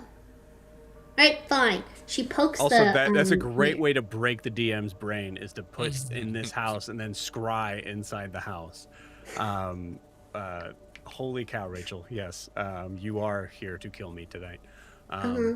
Fine, she pokes the mirror in the eye. Pokes the You eye poke in the the eye? eye.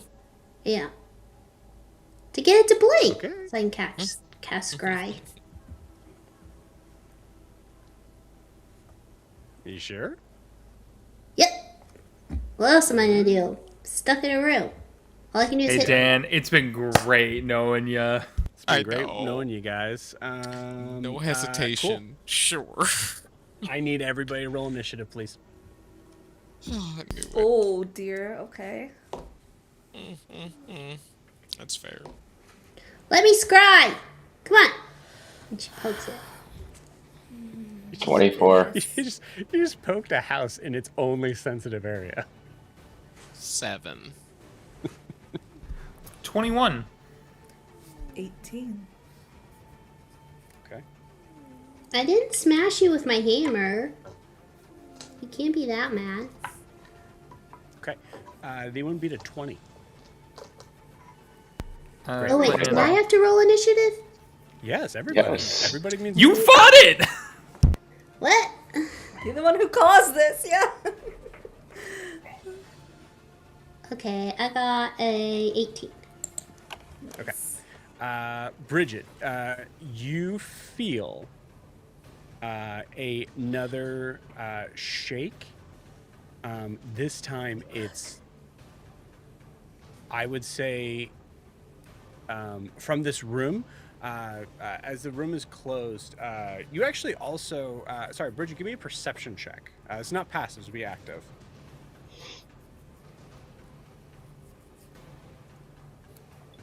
I rolled like shit, but it's still a 17.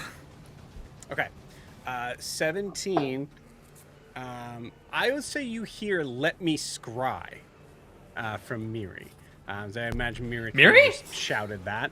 And then you feel the entire sort of room begin to shake. The bed that is considered to be Alistair's bed immediately snaps in half and starts to sink down into the floor. What would you like to do? She's running at the... is the door still there? The door's still there, yeah.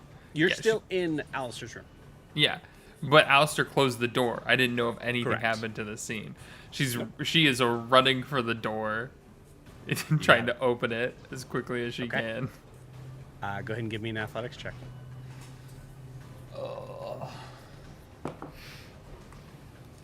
Holy shit, Bridget. 18. 18. 18 is a fail. Cool. You try to open it, and all of a sudden you feel like it's locked. Starts banging on it now. Everybody that's around can hear Bridget banging on it. Io, obviously you see and hear everything in this scene as it happens. Anything else? She's panicking, so she is going to bonus action and is going to do the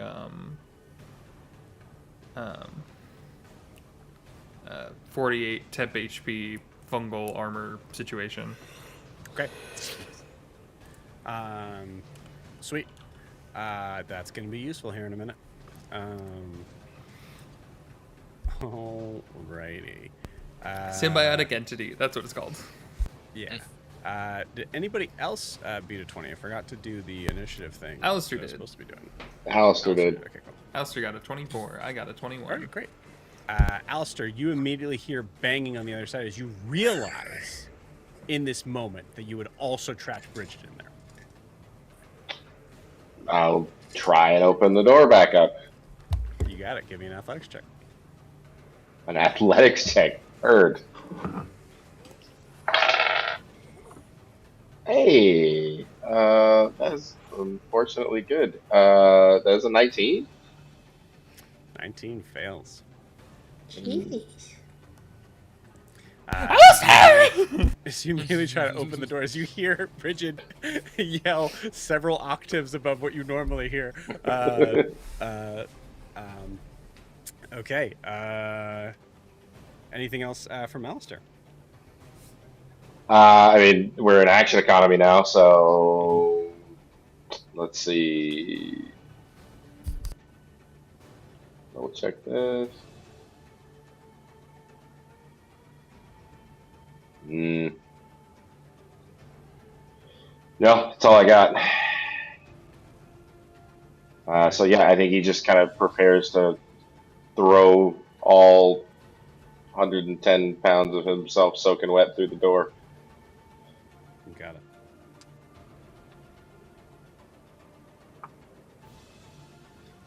Okay.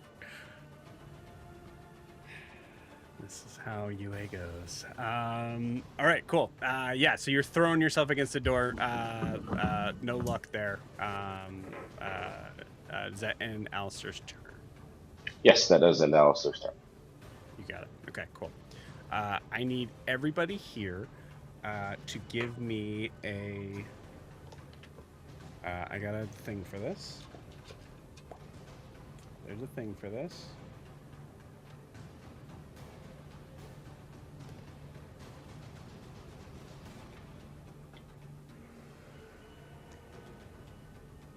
Okay.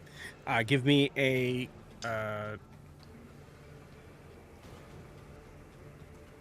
strength saving throw. Got a minute to set that one. 2. I'm a very dainty lady.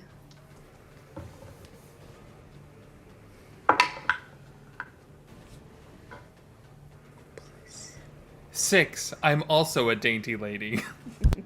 25. A less dainty lady. That's where our muscles went. 7. Dainty ladies Muscles are in an unite. entirely different area of the house. 6. Just as dainty as the rest. Beautiful. All right, Io. 7. Okay, cool. We are all dainty. Everybody fails except for Miri, as there is a point where the stairs from your guys' side, the stairs that you see start to like fall as if they are like rolling up like a rug. Seem to fall down, and it hits like as the stairs seem to kind of stack on top of each other. So imagine like Jenga blocks that are like getting bigger and bigger as it comes down. As it hits Alistair, Gwyn, Io, Eva, Bridget, and Miri, you're going to be dealing with something else. Even with us in the room? It would be something different for you in the room, but yeah, you are suffering from this. So I'll remind me. Thank you. No problem. You can carry on. They get shreked by stairs. So weirdly enough, Gwyn rolled a natural 19 with a -2 to strength saving throw, which does actually save. Weirdly enough.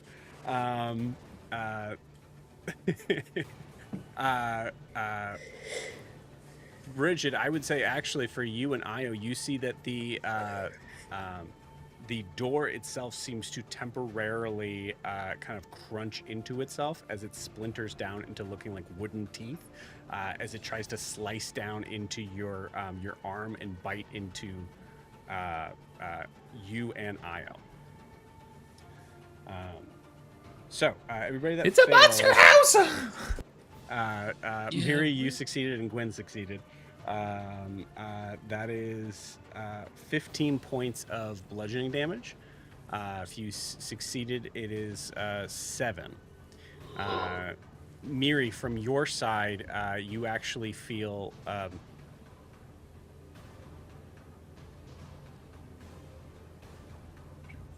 where you are in that room. So, actually, pretty easy. You feel just parts of the roof just kind of fall down on top of you. Am I still raging? Do I get any? You are raging, yeah. I will say you're able to keep So I rage. take That'd be nice. 3 or 4 points then 3 from 7. 3.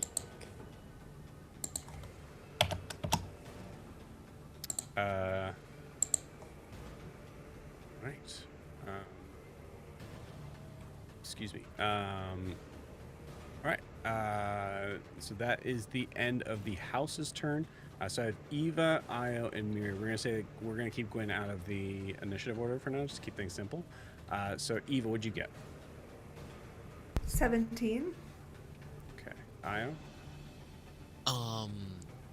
For the that's a 7. Sorry. Your initiative, cool. Yeah, 7. And Miri? 18. 18. Okay, cool. Miri, you're next.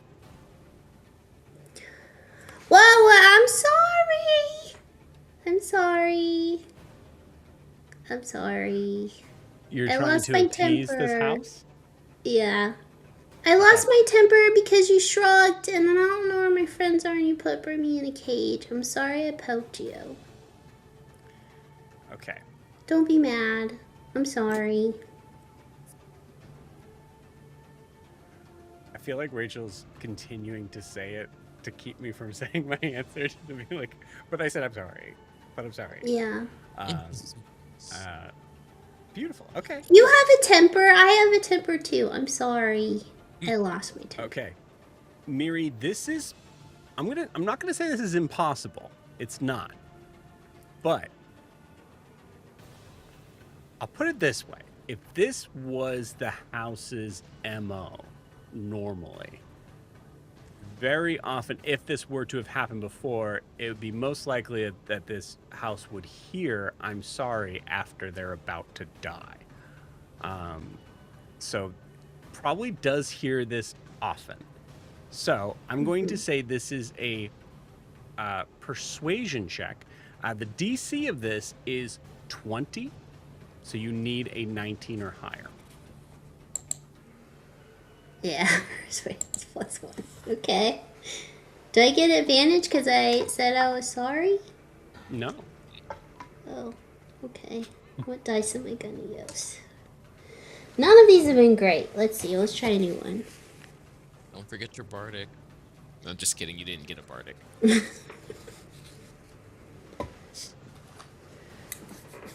Okay, it's gonna be good.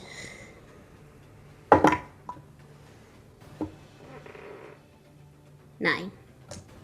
You got it. With a 10. 9, you hear... Plus 10, one. excuse me. Yeah, you hear the splintering wood kind of crack in on itself in response. It almost actually starts to kind of sound like the way the wood is breaking. It's going from the thicker sort of heavier, darker pieces of wood and then spreading out to the thinner parts to almost start to sound like a roar of splinters as it comes out. Does not seem to appreciate your... Yeah. Since it hit me with its ceiling, can I use my wild magic surge again? You absolutely can, yeah, as a reaction. Yeah. Yeah.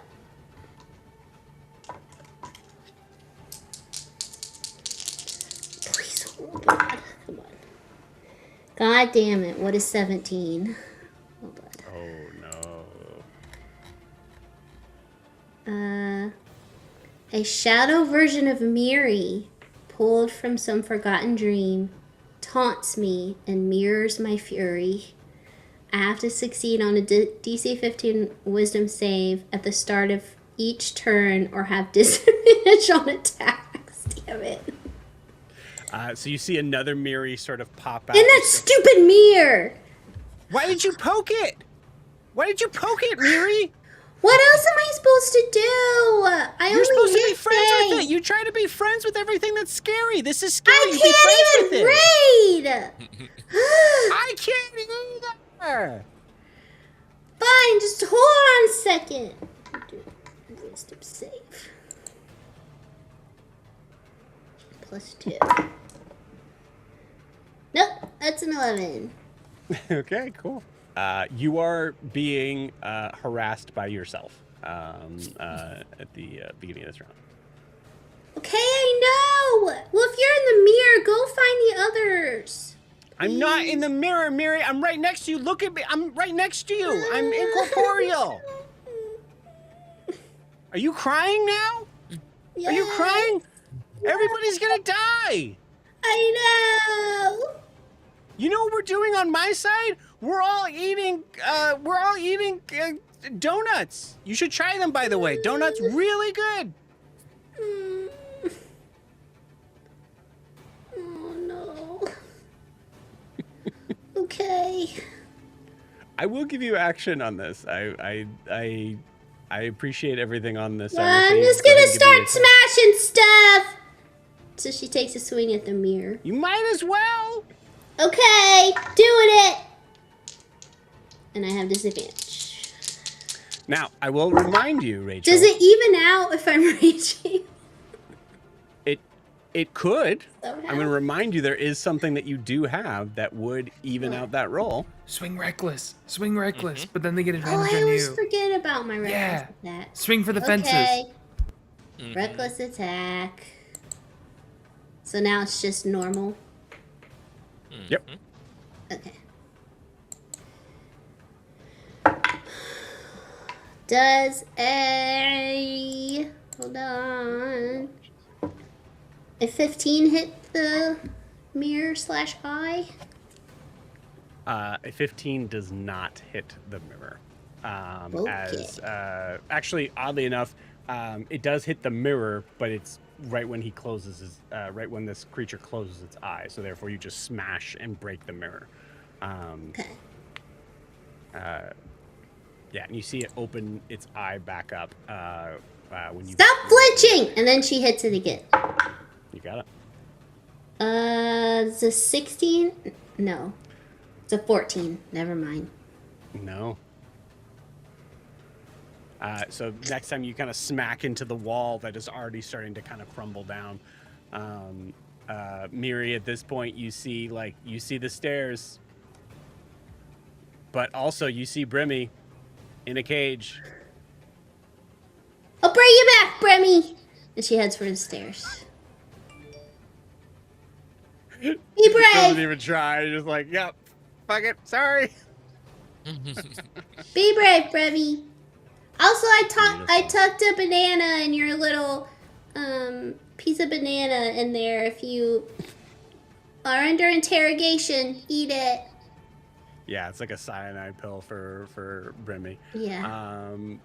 Cool. With that ends Miri's turn. Eva, it's your turn. You're on deck. I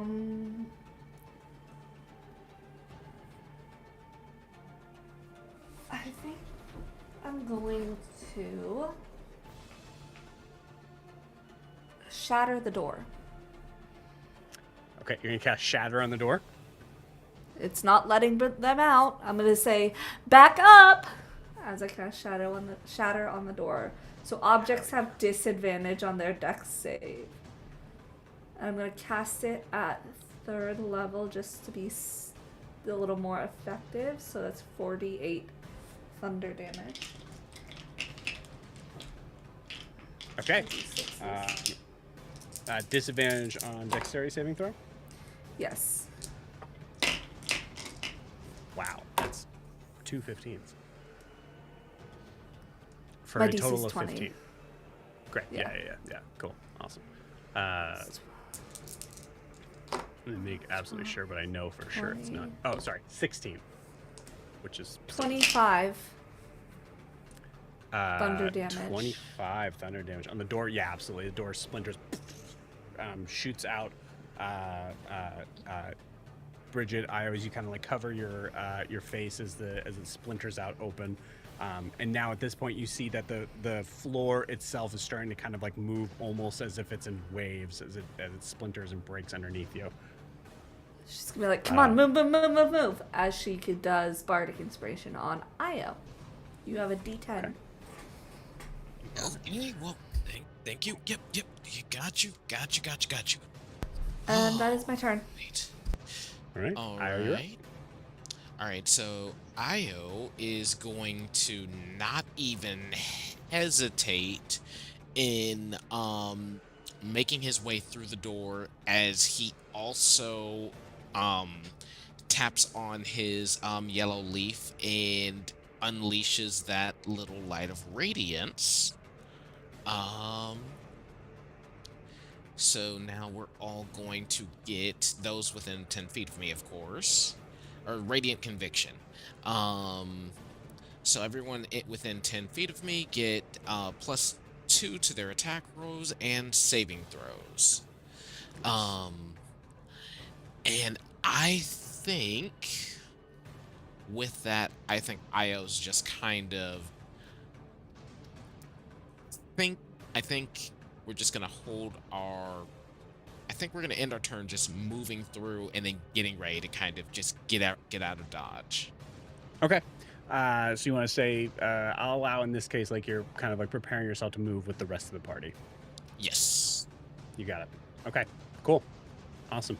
I'm going to ask this. Does anybody do anything else other than try to get the fuck out of here?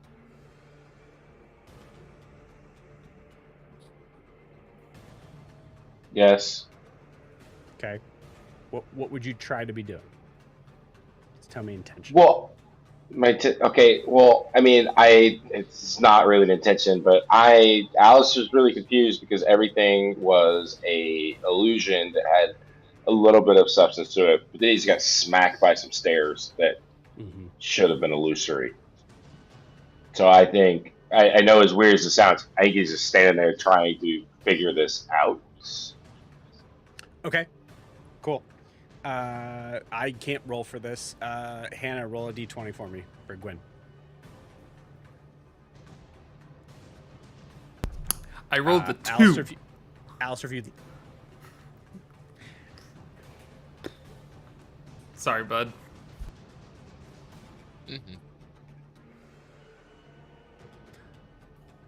All right. Okay, cool. In that case, is anybody else planning on doing anything other than getting the fuck out of here? Nope. Eva, you're leaving. Io. Yeah, Io, you already. I will stay with Alistair if Alistair is staying. Otherwise, Okay. getting out. You got it. Miri, are you trying to get out? Yep, fleeing. Cool. You got it. Okay, cool. Okay, it is Bridget and Alistair. So Bridget, it's your turn. What do you want to do? Come on, man, we gotta go. Kind of looks at Alistair. Do we see Miri coming down the stairs or anything like that?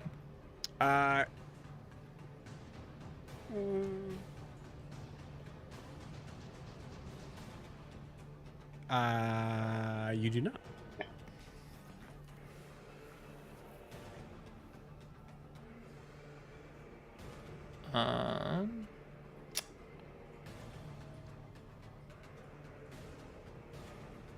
She is.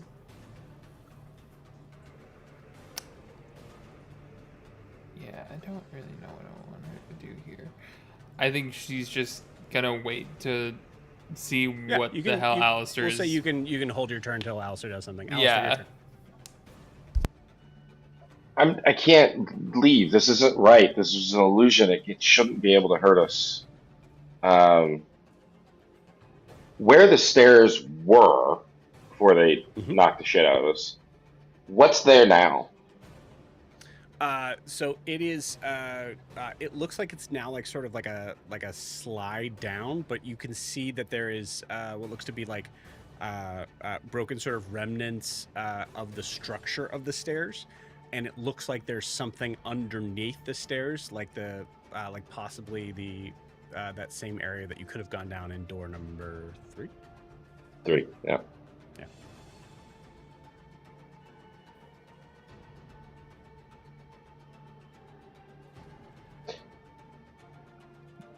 You should You should leave. I'm not gonna make you do this, and I'm gonna start walking to door number 3, Okay.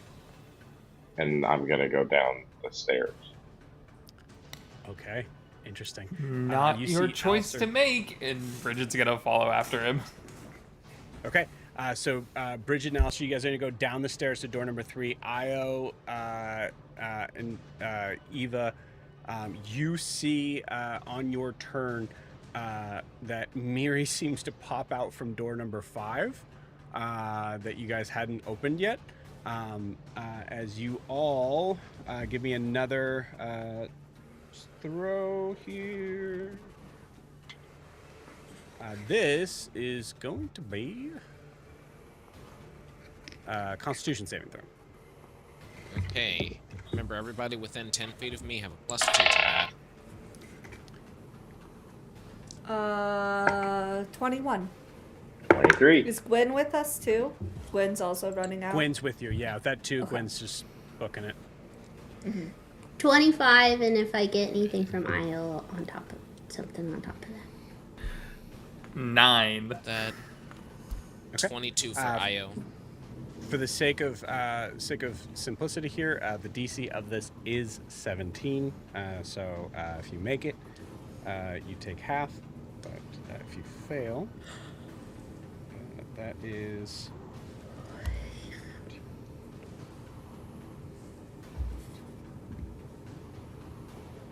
17 points of bludgeoning damage. As more of the house seems to be falling on you guys. Am I still raging? Yes. Yep. You're raging as long as you get hit or you hit. Or you go to attack. Okay, cool. 17 damage halved to 8 if you make the save, and then half to 4 if you're raging. Okay, cool. That is House's turn. Miri, Eva, and Io, you guys trying to get out of there? Yep. Yeah, I got it, think cool. we're still trying to get out of here. I'm going Who to did I say, just- give me an athletics or acrobatics check. Miri, you have no idea how to get out of here, so I would say, honestly, on your turn, if you want to just basically kind of like jump into Eva's arms, you could. Yep. Eva, I found Or- you. Or you can say that That's Miri fine. just goes like, I know the way, and opens a random door. That's fine too. That's also Miri. No. Okay. I've been trying to get to Eva. So I'm gonna. Can I bardic Gwen? On your turn? Yeah, absolutely. Yep. I Yeah. thought this Call was me. all of our turn while we were running out.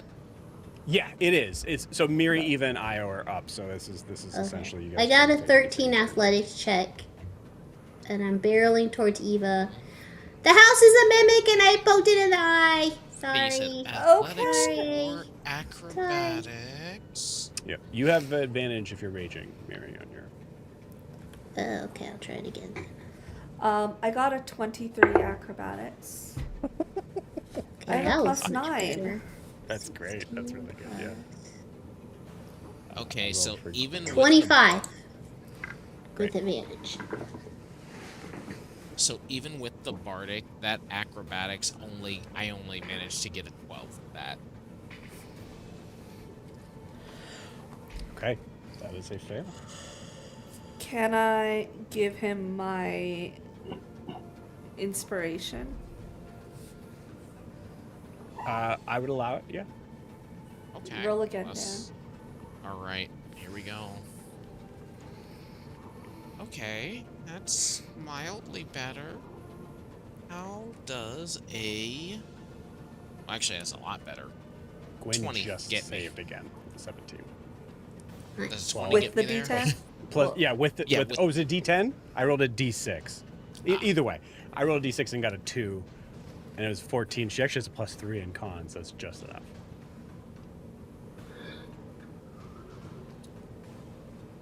And I got a 20 with the reroll.